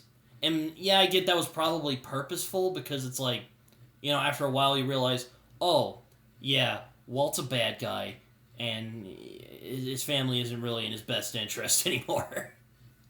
Yeah. But one of the things I like about Ozark is I like that it explores the family and how they deal with being in this just whirlpool that is crime. And if you thought the cartel was scary in Breaking Bad, I mean, they're more frightening in Ozark. It's also, I think, is a very morally complex show, because you don't know who to root for at the end of the day. And I like stuff that's morally complex. I like where you don't know, who you should be rooting for. I mean, there's no clear good guys. I like that sort of fiction a lot. I think it's challenging. I think it makes you appreciate the complexity of real life a little bit more, especially in really divided political times. We live in a time where, depending on what your political affiliation is, it's become like a team sport. Like red's good, blue's bad, or blue's good, red's bad. And we break people down to these kind of prepackaged ideologies. And I think that looking at fiction that's complex, where there are no clear good guys, I think it makes it a little bit easier to understand the complexities in real life and in real people. Yeah, it's like with Walt, you said earlier he didn't care about his family. I think he did, but as he got the high of, what making meth brought him, that kind of degraded. I think he still did care for his family, but... I think he thinks he cared about them. I'm sure he did in a way, but I think that there's a difference between genuinely caring about someone and thinking that you care about them, and I don't know if that was the intention of the showrunners or the writers, but that's kind of how it came across to me. It's like, if you're in like a romantic relationship with someone and you think that you're madly in love with them and you think that you care about them deeply, but really what you want is to possess them. You desire them. You want them to be yours, which is different than genuinely caring about what's best for them. Mm-hmm. And, if you apply that to like a family dynamic, I feel that that's kind of what was going on with Walter. Like, Walter wanted to feel like he was providing for his family. He wanted to feel like he was doing the right thing, like he was being this patriarch, and not actually thinking about what was best for them, or not even really caring what was best for them, because he was putting them in danger, putting them at risk, uprooting, everything. And like I said, I don't know if that was in their intention, but that's kind of how it came across to me. Yeah, I think you could get away with that argument. I think that's kind of what's interesting about Walter. You could just come away with, or characters like him, you could just come away with dozens of different, ideas, and there's some validity there. Mm-hmm. It's like, I don't know, I wouldn't see Harry Potter being your thing, but it's like Snape and Harry Potter. I think he's an asshole, but, interesting character. Yeah, so I'm not a huge Harry Potter fan, but, like, I'm very familiar with it because my wife and my son are. And I think Snape's a cool character because, he is kind of an asshole, and he doesn't like Harry. He doesn't like the Potters, but he's still, like, committed to doing the right thing, and, he's still, like, a good guy, even though, he's kind of dark, and he's kind of a dick, and it's a little bit, it's not as mature of a story, so yeah. I think with Snape, it's a little very bit archetypal. Yeah, very archetypal. I think with Snape, it was a little bit more of like about the twist, like, let's set this guy up to look like he's a bad guy, but we'll really have him be a good guy kind of thing. But it was done very well. Yeah, I could just see J.K. Rowling just being like, bam! Yeah. He's the good guy. I tricked everybody. Exactly. So. Yeah, no, I do like Harry Potter. It's kind of like the same. It's weird on Quora. I answer a lot of Harry Potter questions, even though I wouldn't say I hold it as high regard as something like, I don't know, Star Wars or Breaking Bad or something like that. Or, movies I enjoy, I don't know, or books I really like. Yeah, I mean, I think it's fun. It's enjoyable. It just was never my thing. I think age-wise, I was a little bit too old for it when it came out. It was still, like, it was kind of a kid thing in my view when it came out. And even when it started blowing up in movies and stuff like that. And it was just a little bit out of it was adjacent to my interest, but not quite there. But, like I said, I've seen all the movies, and, like, I enjoyed them. It's not something I'd seek out on my own, per se. Yeah. Yeah. Yeah, I'm weird. I always come to things really late. I didn't get into Harry Potter until I was, like, middle school. I was like, ooh, this looks interesting. I'm going to see what all the fuss is about. And I'm like, oh, this is actually pretty good. Yeah, it just made me feel really old. I was definitely a grown-up when Harry Potter came out.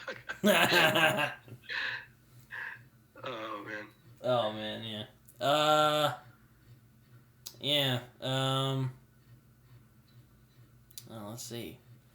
Yeah, I mean, there's a lot of great stuff out. I've been reading a lot lately. Actually, I've been, it's kind of summertime. I'm out of college for the summer. So I've been trying to read more because it's a weird thing. It's not that I, get slumped. It's just I lose motivation. Like, I'm like, man, I want to continue reading it, but I don't really feel like it that day. So, yeah, it's kind of what I've been doing for the last, couple of weeks. I started Perdido Street Station, like I mentioned earlier. I think you'd like it, Curtis. It's very, it's very strange and surreal. It has a lot of Lovecraftian elements without it being like straight horror, like we were talking about earlier. Well, I'm a big fan of the strange and surreal, so. Also, I mean, it has a lot of big words in it, so I'm sure you'll get a real. I do like that. Yeah, I'm sure you'll get a kick out of it. I was having tea with Jason Parent, who's an author who lives in Providence, and when I moved here, actually a little bit after, like maybe a month or two ago, I was meeting with Jason, and he's a friend of mine, and we were talking about some of my fiction. And he was giving me crap about my big words. I don't think you're I don't think you're that obnoxious about big words. Like there's a line in my story, The Carousel Horse, where it talks about this horse's nacreous mane. I get a lot of crap about that one. I like that. I was going to say, I don't think you're that obnoxious about it. I mean, that's good. I will say that. I think that some people too, the opening line in Blackheart Boys Choir, it's like the end of the world in my experience is a microcosmic event. Yeah, I know. I remember reading that. I'm like, God, this kid's gonna be a prick, isn't he?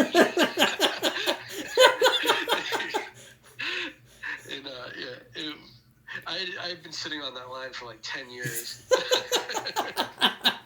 I don't know why that was the first. I'm sure maybe you intended like, yeah, this kid's gonna be a handful. Yeah. So, I don't know why. That's the first thing I thought. I'm like, oh God. not like on you or anything. It's just like, oh boy. I think it did a good job of setting the tone for the character. Yeah, I'd agree. A single line. So. I was gonna ask, is he like narrating it from like wherever he's at? Because like I'm assuming he dies at the end. I was always picturing it being kind of like his life flashing before his eyes. Oh, okay. All right. He's kind of narrating his his life flashing before his eyes in his last moments of life.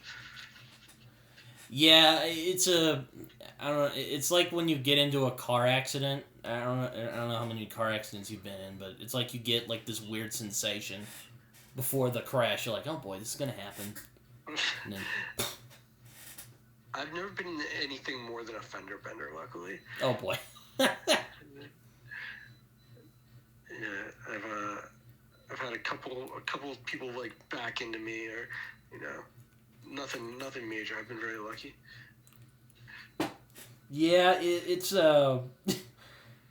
yeah, I was just like, I wonder, it's like, it's something I wonder about some stories like that, where it's like the guy narrating, and it's like, he's like, I don't know, he dies, and you're like, oh, I wonder how he's telling this from. Yeah. Yeah, and I know sometimes it's a ghost or whatever. And is he in hell? I don't know. Yeah.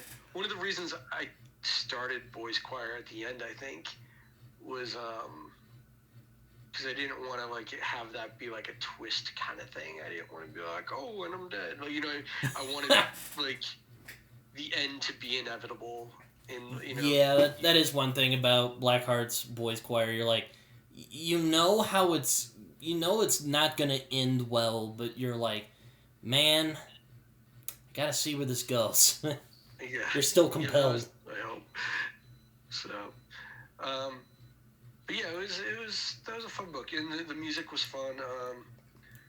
It was really rewarding to do a deep dive into classical music for me, and I was kind of a casual classical fan before that, but I really got to experience like a wide berth of great music, and some conductors I hadn't been as into, or some composers I hadn't been as into, really kind of made their way up into my top echelon, like Tchaikovsky. I fell like madly in love with Tchaikovsky while I was writing that book. No, yeah, I love his. It's weird. It's this music sound, and it inspires a lot of emotions. Mm-hmm. absolutely. Um, yeah, and then so with the Envious Nothing, there's still kind of a few stories that touch on that, the ideas of music and art to a certain The extent. cursed chord. What was that? I said the cursed chord. And that's Cursed kind of chord. what I got out of this story. I'm like, I liked how it's like this cursed song, and it drove his dad insane, and then it drove him insane as well. Yep, and like then there's also like, or did it? Like, is it cursed? Is it even a thing? Or is is it just his psyche just going out the? You don't know, but it's something. Exactly. So. Yeah, it's a really good book. I really enjoyed it. Thank you. I wanted to talk a little more about the Envious Nothing. Like, is it just like a collection of just stories, or is there like a thematic undercurrent to it? I know you talked about it a little bit earlier. Like I said, there's the idea of nothing within each story, and it kind of manifests differently in different stories. But I think I did a good job of threading that throughout. And then the figure of Angrboda is in several of the stories, predominantly in a story called Beneath the Emerald Sky. Angrboda probably has the most direct influence. Is it somehow involved with the Wizard of Oz? No, it takes place in Iceland, so Oh. it's under the Northern Lights. I do have like a minor obsession with the Wizard of Oz, though. Like, not like so much the movie, but just the concept of Oz. I've always wanted to do more, like do something. I have a buddy, or I know a guy who's doing a comic called Cthulhu and Oz, and I'm like, that sounds really interesting, but I don't know if I'm gonna find the time to read that. It's like a Kickstarter. I think Oz is kind of interesting enough on its own. I don't think you need to cross it. Like, I love Return to Oz. I think that's one of the coolest, darkest child movies ever made. I like that actually better than the Wizard of Oz. Yeah, I like the idea of kind of adjacent fantastical worlds. And I probably, if you're talking about the Wizard of Oz, or especially like Return to Oz, that whole Oz concept, I probably did draw a little bit from that, though. In one of the stories, there's a story called Elvis and Isolde, which jumps between three different worlds. It's about these two lovers and their different kind of lives in three different worlds, and one of them is kind of a fantasy world that is partially inspired by like a post-apocalyptic Oz, partially inspired by Carcosa from The King in Yellow, but I definitely had Oz in mind when I was doing some of the descriptions. I didn't even think of... I wonder if Lovecraft got the idea of I don't know how much they knew about the Northern Lights back in his day. But I wonder if that inspired him when he was doing The Color Out of Space. Maybe. I wouldn't be surprised. Like I said, he was like a science nerd, and I don't know if they knew the causes of the Northern Lights back then, but I mean, they were certainly a thing, and he would have undoubtedly have read about them. Is the Elvis story, is there Elvis in it, like Elvis Presley, or is that just like part of the title? So yes, kind of, but it's not. So it's not ever the Elvis of our world, but there's one that's pretty close. So in one reality, it's the closest thing what you would think. It's the same kind of time period, and it's Elvis in Hollywood, but it's not exactly our Elvis. It's a little bit different. The circumstances are a little bit different. And then there's another version called Ulvis, which is in the fantasy world, and he's this kind of knight who's trying to take down this sorcerer who took over the kingdom and destroyed the world or whatnot. And then there's a third world where he's called Aaron, because Elvis Aaron Presley, and and in that one he's like a soldier in World War One or some World War One type of war. It's very visually World War One-ish. And he's in trench warfare and then in the military hospital and stuff like that. So it just jumps between these three different versions of him. That sounds really interesting. Have you thought about expanding on that? What was that? Have you thought about expanding on that? Actually, a couple people have asked me if I had thought about it. Like, the book doesn't come out until next week, but I've had some early reviewers saying that I definitely could have done more with that story, and I don't know. Maybe at some point I'll consider doing something in a similar vein, larger. But it's probably my favorite story that's in the book. I like it a lot. It's kind of romantic. Yeah. Yeah. I actually kind of wanted to talk about Devil's Night as well, because I was actually thinking about getting it soon, and sure. On Amazon. And I remember I remember you said I remember when you were first working on it, and you gave me a story you thought about using for it. Is that story actually in the book? I think so. What story was it? What did I send you? I don't remember. It was the one about the kid who he had this thing following him around, and it killed his whole family. Yeah, I think it was Trash Fire Stories. Yeah. Yeah, that's in there. I think that's the opening story.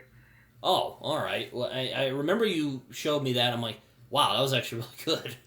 I'm like, all right, I like this. That kind of sets the tone for the book in a lot of ways. Yeah, I was gonna be like, all right, it's called Devil's Night. Was it any way inspired by The Crow, by any means? Yeah, so there's an introduction about everything that kind of went into inspiring it, and The Crow was the first time I ever heard of Devil's Night, and I thought it was a creation for the movie, and then I found out in an autobiography from Violent J from the Insane Clown Posse that it was a real thing, and so yeah, I just got kind of obsessed with it and started researching it, and it was really interesting to me. So I guess the book came about because I was talking to Joe Maury at Weird House, and he wanted me to pitch him a Halloween collection. And I said, how about I do a Devil's Night collection instead? So we ended up doing that. But yeah, it was definitely has some influences from The Crow, particularly one story called Through Hell for One Kiss. And then thematically, as a whole, I drew a lot from Sin City by Frank Miller. Yeah, it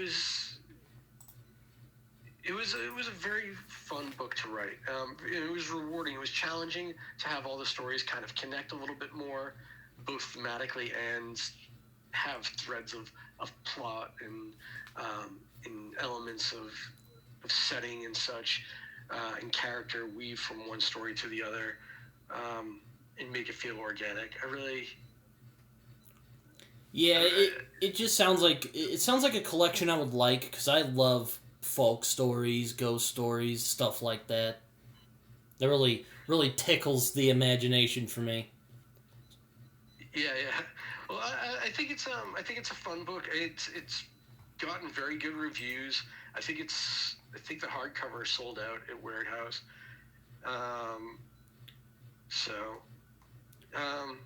Yeah, it's done very well for me. Yeah, I really it's I might actually save it for Halloween because it seems appropriate if I do end up getting it. One of the things I will say, as from a recruiter marketing point of view, one of the cool things about writing a book like Devil's Night too is that sometimes you write a book and after a year or so nobody cares anymore. Just kind of so many books come out. But if you write a book like Devil's Night, every October you can market it pretty effectively. So that's a plus. Yeah, indeed. It's I'm like you mentioned stuff like something called Nain Rouge. I probably said that wrong. I apologize. And And I think that's how you say it. the hobo pig lady. I'm like, damn. Kind of want to know what that is now. So a friend of mine, actually, the woman who did the cover for The Envious Nothing, she's read most of my stuff except for Devil's Night, and she's like, okay, I'm gonna read it. And she just read the hobo pig lady story, and she's like, why did you let me read this? It was so scary. So. Oh man. Yeah, I mean, I tend to like in my own writing. I tend to be like more like mindful of novels, for some reason. I don't know. I guess this is how my mind ticks. Because every time I try to sit and write a short story, I just overthink it. It's tough, I think that I had a lot of trouble with short fiction when I was younger, and like the past couple of years, I've been writing almost nothing but short fiction, which I'm kind of feeling burned out on at the moment. But Neil Gaiman said something really good about writing short fiction. He's like, in a novel, lots of things happen. In a short story, one thing happens. Yeah. And I think that was, it's very simplistic, but that kind of put things into perspective for me about how to go about writing short fiction. You're focusing on one central struggle. Yeah, you've been writing a lot of short fiction lately, I've seen. Yeah. I'm hoping to wrap that up. I'm doing a book right now. I'm finishing called The Coffin Makers Book of Dark Tales, which is a collaborative thing between me and Joshua Rex, and the guy you went to Providence with. Yeah, and he has a book that just came out from Weird House called The Mortar. He has a collection called The Descent that I wrote the introduction for. He's a fabulous writer, so we're doing this kind of collaborative collection for Weird House, and I've got one more story to finish for that.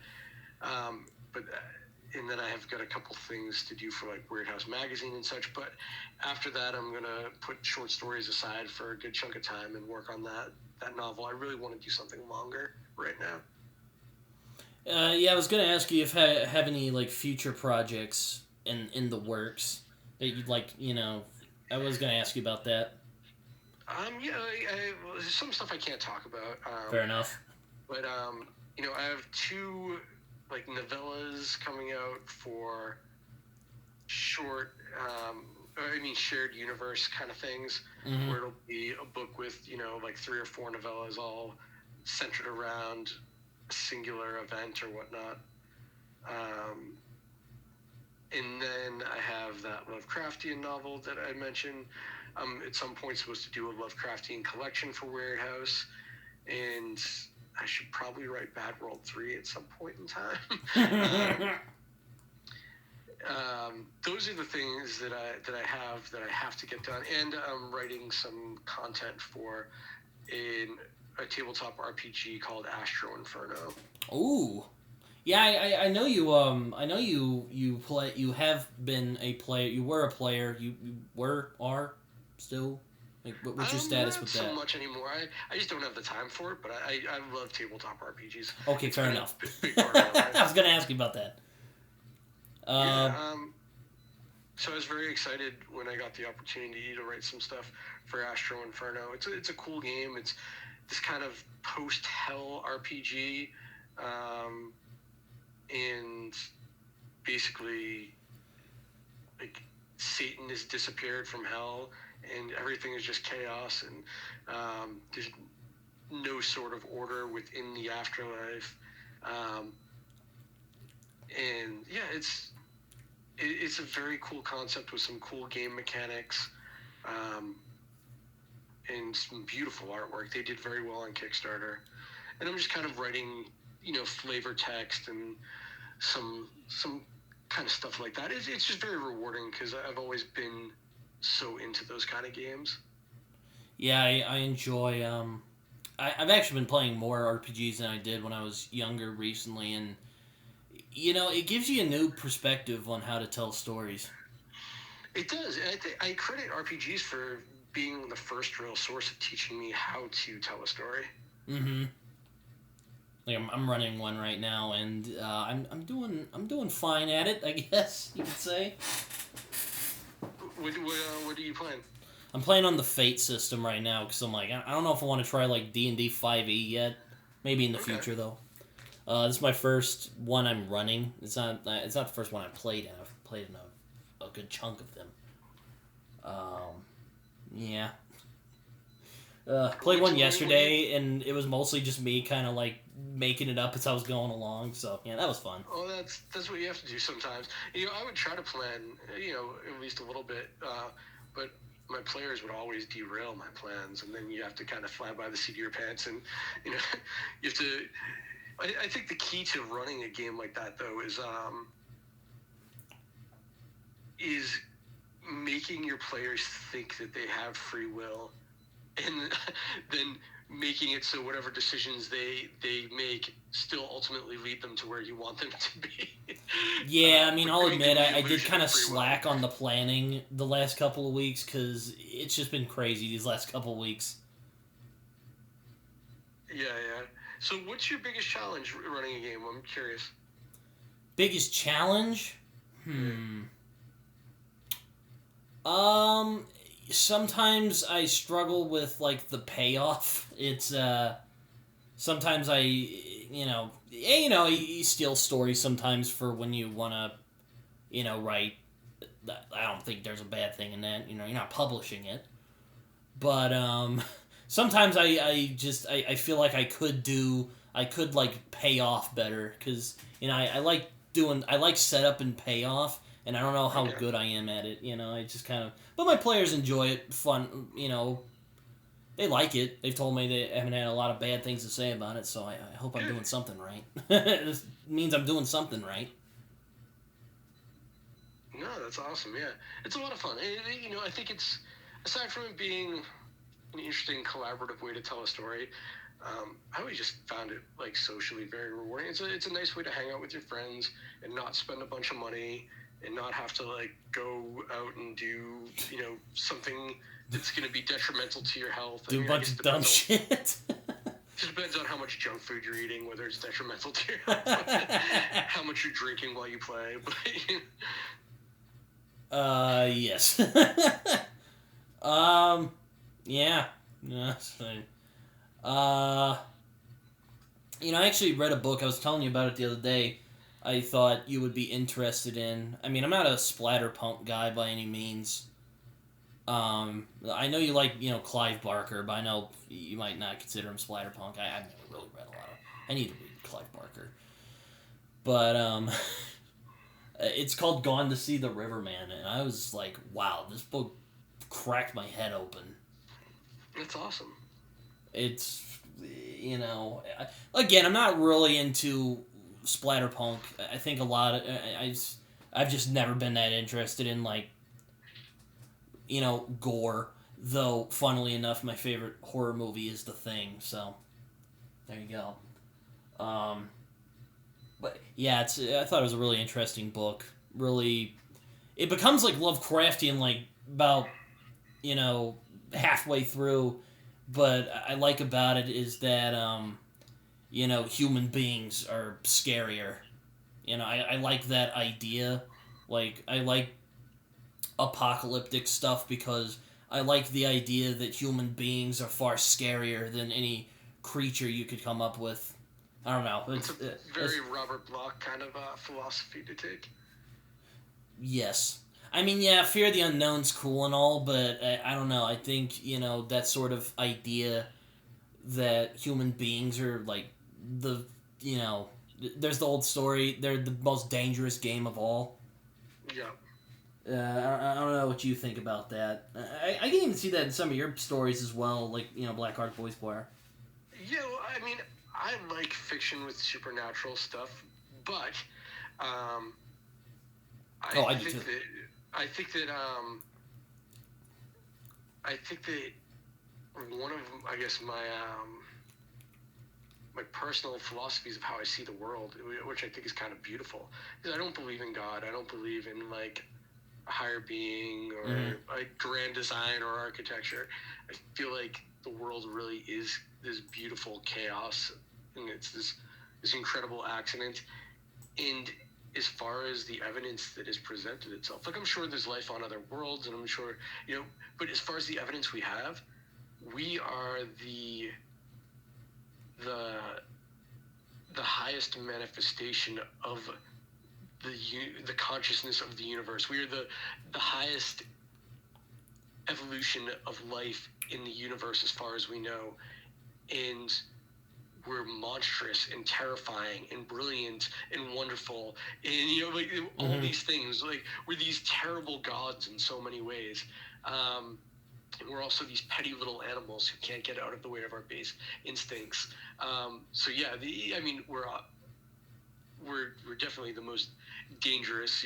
We are the monsters in real life, and I do think that there's something kind of wild about the fact that if we did run into something that could rival us, or perhaps was kind of greater than us, it's just in our nature to try to destroy that. We are a scary breed of animal. Yeah, it's there's a book I read a long time ago called Childhood's End from Arthur C. Clarke. And one of the things I thought was really interesting about that book, it's about alien invasion, but I thought the most interesting thing about the book was that it wasn't the aliens who destroyed humans. It was the humans' fear of those aliens that ended up destroying us. And I'm like, that's an interesting way of looking at it. It's like you said, we can't get out of our own way sometimes. Yep, absolutely. Though how we've managed to survive this long and not blow ourselves up, I guess that's a miracle in and of its own. Yeah, I think it is miraculous. I think there's a lot of stuff that's miraculous about the evolution of humanity. I think, like, the idea of actual, like, a republic and democracy and personal freedom, I think that's a miraculous thing to have happened. Given the nature of hierarchies and life and power, the fact that we were able to structure free societies, that seems really miraculous to me. Very unlikely. Indeed. I don't know. Will we destroy ourselves? I hope not. I don't want to live in an apocalyptic wasteland. That would not be fun. No, not at all. We have like a cool aesthetic, but that's about it. Yeah. Yeah. I mean, yeah. Fallout's fun and all, but I don't know if I'd like living there. God, it's annoying in Fallout when you're like trying to walk around and explore the world, and like some like a troll comes up and like shoots at you.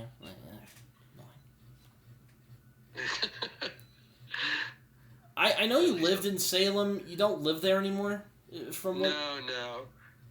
I sold my condo in Salem in November, and now I live just outside of Providence. But I lived in Salem for about 7 years. It's a cool town. Yeah, I've always been really interested in Puritans and just their weird ideas and culture and just how they lived. I've thought about getting some of the old like Puritan books, like witch hunter stuff, for a project I'm doing. It's I don't know, all of that is just fascinating to me. Oh, it is fascinating. I mean, it's a weird kind of. I think it's a weird mindset, and it's an interesting aesthetic, and it's an interesting time period. I like their weird, silly costumes. I like their beliefs. It's really fascinating to me for some reason. Yeah, I don't know. It's just, and it makes sense because, they were out there in the forest, and, it's like Lovecraft said, fear of the unknown, most potent fear is the, fear of the unknown. Yep. And it's like, yep, it's basically that. These people who, were probably frightened of being, attacked by whatever's in those woods, probably made up stories about what was going on in those woods. Yep, absolutely. It's just I'm sure they milk that when you were in Salem, the witch trials. Oh yeah, it's a whole industry. I'm not kidding. Oh no, I know you're not. I just think that's funny. It's it's so I guess the way this happened, it used to be a port town, like that was where it got most of its money, and I guess that business started to dry up, and somebody was like, didn't we do a bunch of awful shit to old ladies like 100 years ago? Let's make a map of that. Sounds so bad. And most of this stuff actually happened in Danvers, which is a town over, but Salem takes credit for it all. That sounds so bad. It is. That's like what happened. Yeah, I mean, I never got sick of the tourist stuff the way some people did. And I don't know. I thought it was still fun. Yeah, I'm sure it is. Jeez.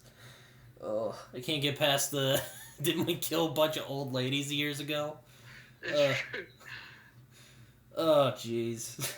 It's horrible. Yeah, it's human nature for you, I guess. Oh, we find new and inventive ways to exploit people. Though, but yeah, that aesthetic is really interesting. I really like The Witch from Robert Eggers a few years ago because it explored that idea. Yeah, no, it was a great movie. Yeah, it is a great movie. Though apparently that goat was like a pain in the ass to work with. Yeah, well, goats are assholes. You can't work with goats. I read his whole thing about that. Has any of your stuff been like, has anyone ever come to you, adapt it? I know you talked about you wanted to have like a graphic novel adaptation, which I think that could be fun, but Not for any of like my prose stuff, and but when I was still doing comics, I optioned something for film. Nothing came of it, but a comic I did called The Wrong House was optioned for film. What was that about? Oh, it's like a reverse home invasion story, kind of. Oh boy. So basically, it's about these kids on Halloween, and they are being hunted down by this kind of guy. Basically, they're like three kind of outcasty kids, and it's told inside out, kind of. It starts at the very end, and then it goes to the very beginning, then it goes to a little bit earlier, and then it goes a little bit later, until the story meets in the middle. So it's told in this non-linear way. But basically, it's these kids being hunted down by some kind of like, almost like neo-Nazi survivalist guy. Oh God. You really like neo-Nazis for some reason. It's interesting to read about. Well, No, I mean I'm not shaming you. I just think it's funny. Yeah. So, just I don't want that to be taken out of context, like a quote somewhere. But no, it was probably the first thing I wrote that I was really, really, I was really proud of, was The Wrong House. That does sound interesting in a weird, fucked up sort of way. Yeah, it was fun. This is something I sometimes like to ask people who are friends of mine who are writers. I know I know I certainly have this, you certainly have stories out there that are like ripe for retelling. Is there something you would like to retell, or have you already done it before? I've done some retell. So there's a story in Devil's Night called The Graveyard of Charles Robert Swede, and that's a very kind of loose retelling of The Willows. And then I think that might be it. Oh, there's a story in the Envious Nothing called Great Uncle Bendix, which is kind of an homage to the album Abigail by King Diamond, which is a concept album. I love concept albums. I have a weird weird favorite concept album. I have a weird fixation of concept albums. Like weird how?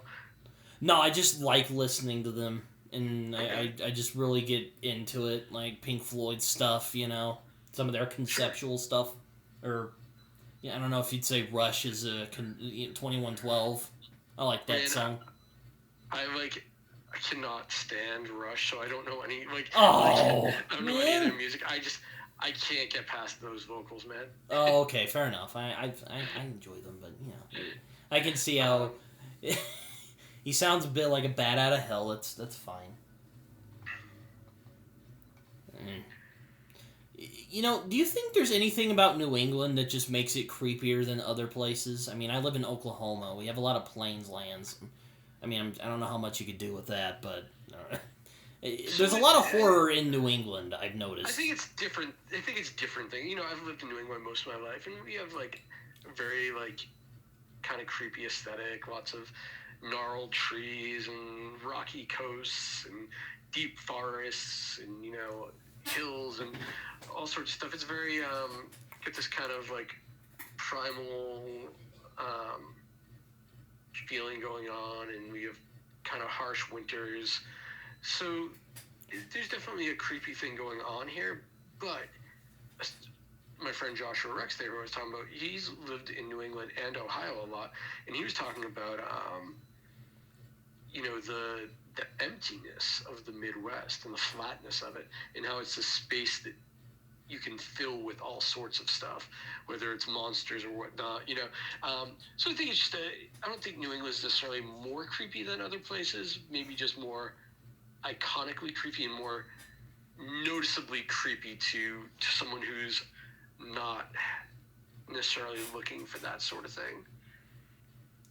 If that makes any sort of sense. Yeah, I see where you're coming from. It's just I notice a lot of stories are set in New England. I guess it's just a good place to set horror in.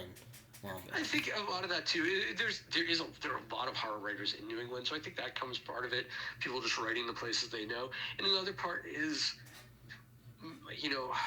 I don't like saying things like this because I don't like to sound like I'm being judgmental or looking down on other people, but there's a lot of people who just want to ape Stephen King. There's just a lot of that out there. So, and with Lovecraft too, Yeah, and Poe too. He lived in Baltimore, didn't he? Yep. I'd like to go to Baltimore someday. I've heard it's kind of shitty over there, but, I'd like to visit the Edgar Allan Poe places. Yeah, absolutely. I'm sure there's a lot of cool Poe places you can go to around there.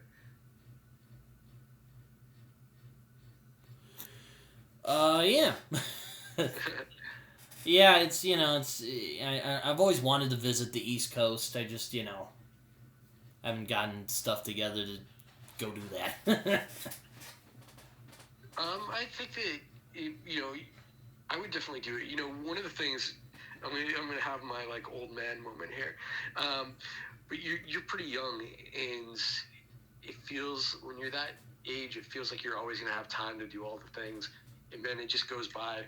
So whatever you need to do to see the places you want to see and do the things you want to do, man, make it happen, because before you know it, 10 years will pass. Yeah, I'll just be like, dang it, I didn't do it. Ugh. Yep.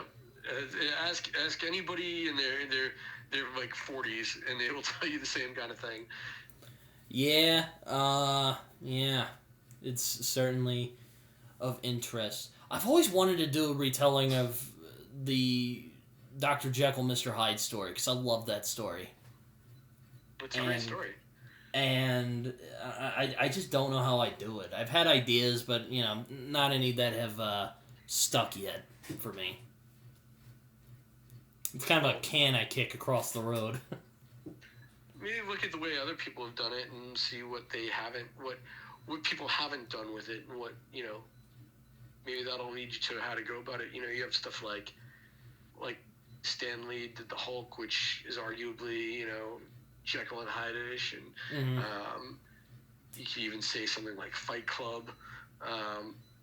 So I guess maybe look at what has been done with that concept and find the void. Yeah, that's certainly a good idea. I mean, I really like monsters and creatures like that. I don't know if Dr. Jekyll, Mr. Hyde is like a creature, though. It's just a guy, I think. Yeah, I mean, it's creature-y, I guess. Creature adjacent. Indeed. So... you've written a bit about, black unicorns and other monsters. Like, what are monsters you like? I like all sorts of monsters, but when I'm writing, I tend to try to look for things that haven't been done too much. I'll look at other cultures. So there's a story in the second edition of Black Panther. It's not in the original printing. Where I get into these kind of there's like a scorpion man hybrid, and then there's, I forget what the name of the monster is, but it's basically this guy who's been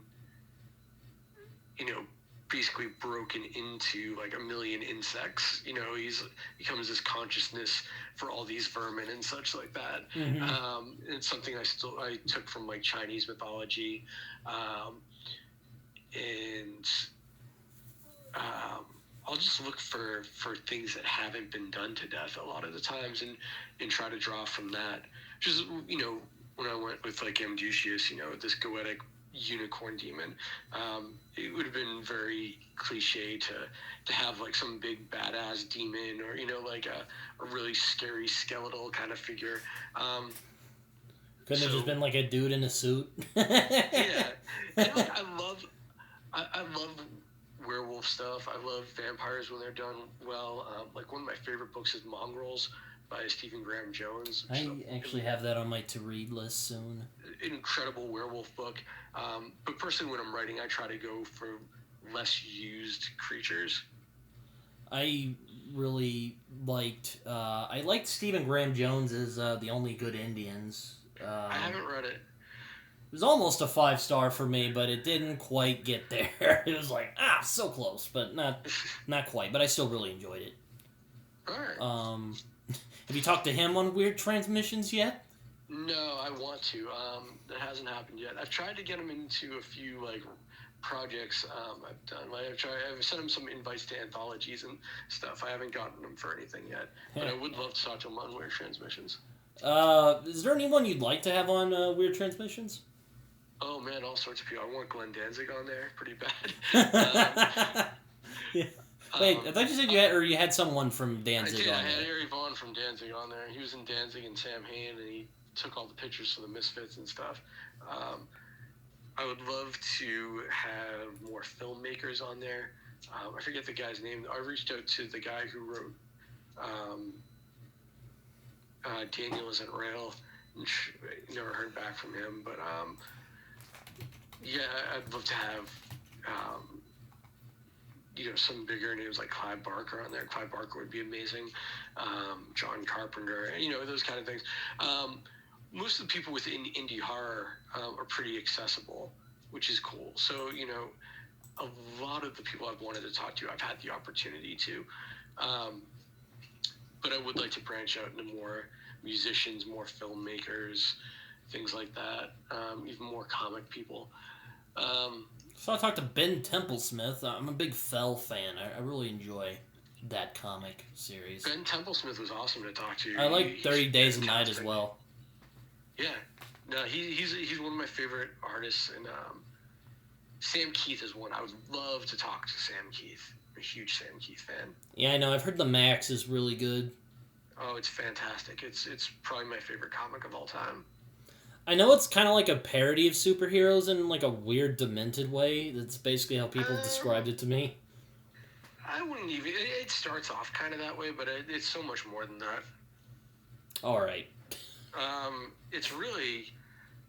It was actually a big influence on that Elvis Isehold story, because it's really about this guy or this group of people, and they're shifting between these two realities, and most of them aren't aware of the two realities, except for the Max, who in one reality is this kind of like superhero, like he's a homeless guy who thinks he's a superhero, and then in the other reality he's this kind of like jungle warrior who protects the jungle queen, and then there's the antagonist, Mr. Gon, who's a sorcerer in the outback, which is like the jungle world, and then in the real world he's like an occultist and serial rapist. Oh, God. So yeah, it's this whole and they're the only ones who are really aware of what's going on, and like the two universes bleeding into one another. I do like multiversal stuff. I might actually check that out now. Yeah.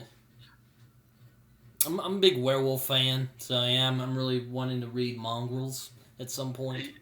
I think you'll like it. I really enjoyed it.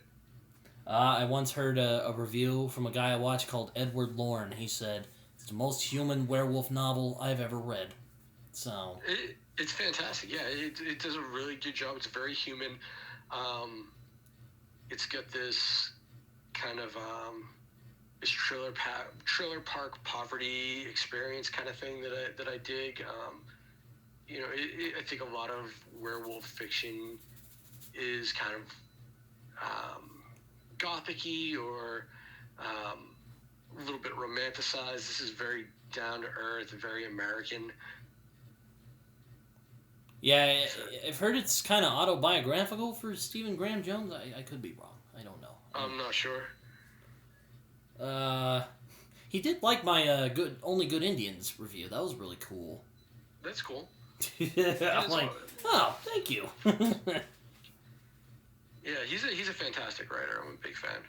Yeah, I like the smooth flow. There's some people who said his prose is like hard. I'm like, what are you talking about? I thought it was pretty smooth, but then again, we're all different, so.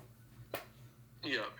No, I like his prose. Actually, I think Larry Barron has said if people don't like his new fiction, to blame it on Stephen Graham Jones, because that's where he was. That's what he was drawing from. Yeah, I kind of want to read his crime stuff because I love crime fiction. I love that type of stuff. I think it's really. I don't know. I've always been really drawn to like noir. I don't like Law and Order, but stuff kind of like that. You could say I don't really like stuff like Law and Order. I like something that's kind of grittier. Okay. Breaking Bad, or you could say The Wire if you want to call that crime fiction, or I like noir. I'll put it that way. Yeah, I'm a big fan of noir as well. I would eventually like to write just a straight crime novel. That's like on my bucket list. I'd love to do something for like hard case crime. Yeah, I've always liked gangsters, detectives. Not into like the Agatha Christie I just like Sherlock Holmes or the noir style. I've always just really liked that. Yeah, I like Agatha Christie. I like Sherlock Holmes, but like I like more of like the noir kind of crime stuff, and like I'm a big fan of, like you said, Dwayne Straczynski. A big fan of like Krista Faust. There's that really kind of gritty, almost edgy, like Tarantino-esque crime fiction. Yeah, I was about to say Tarantino. I like Reservoir Dogs. That's actually my favorite Tarantino. I know a lot of people love Pulp Fiction, and it's a very good movie. I'm not gonna diss on it, but I like Reservoir Dogs more for whatever reason. I don't know. I just think it's really interesting how he blocks it. Yeah. No, it was fantastic. So. Hell of a debut movie, though. Yeah, incredible debut. I did cover Django Unchained on my other podcast that I do. I still haven't seen that one. Oh, it's a lot of fun. It's really good. Very cool. I wouldn't recommend watching my episode on it for my other podcast because we spoiled the whole thing. So yeah. Okay, I'll keep that in mind. Yeah. Yeah, I did want to ask you, like, what are other genres you'd like to write in? Because I know for me, I don't want to just write, one genre. It would probably just drive me insane. I feel like nowadays, the publishing, maybe not publishing, but, authors are more comfortable, discovering other genres. Yeah, I think the comic bookstores has helped with that a lot, because before it was like, well, where do we put the, we've got to keep this guy's books all together. So, like, do we put them in horror? Do we put them in crime? So that's, I guess, the only, like, good side of the decline of bookstores is it's, the bookshelf thing is, has stopped that from being an issue. And as far as what I'd like to do, like I said, I'd love to do straight crime. I would love to actually do maybe something like more like romantically focused, whether it was like still like horror or dark fiction, but something more with a central romance plot. And I'd love to do kind of a more like a fantasy kind of weird fiction, like we were talking about with like Lord Dunsany.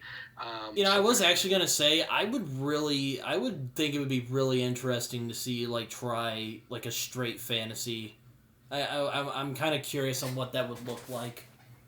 Yeah, well, I've thought about like I know you played D&D. I was just kind of like I wanted to ask you about it, but I wanted to see what you'd say before I said anything. Yeah, like I've definitely had ideas for like urban fantasy kind of stuff, or like kind of, I guess, like magical realism, but also grim dark fantasy. I wrote one graphic novel called Mystima that was kind of a grim dark fantasy.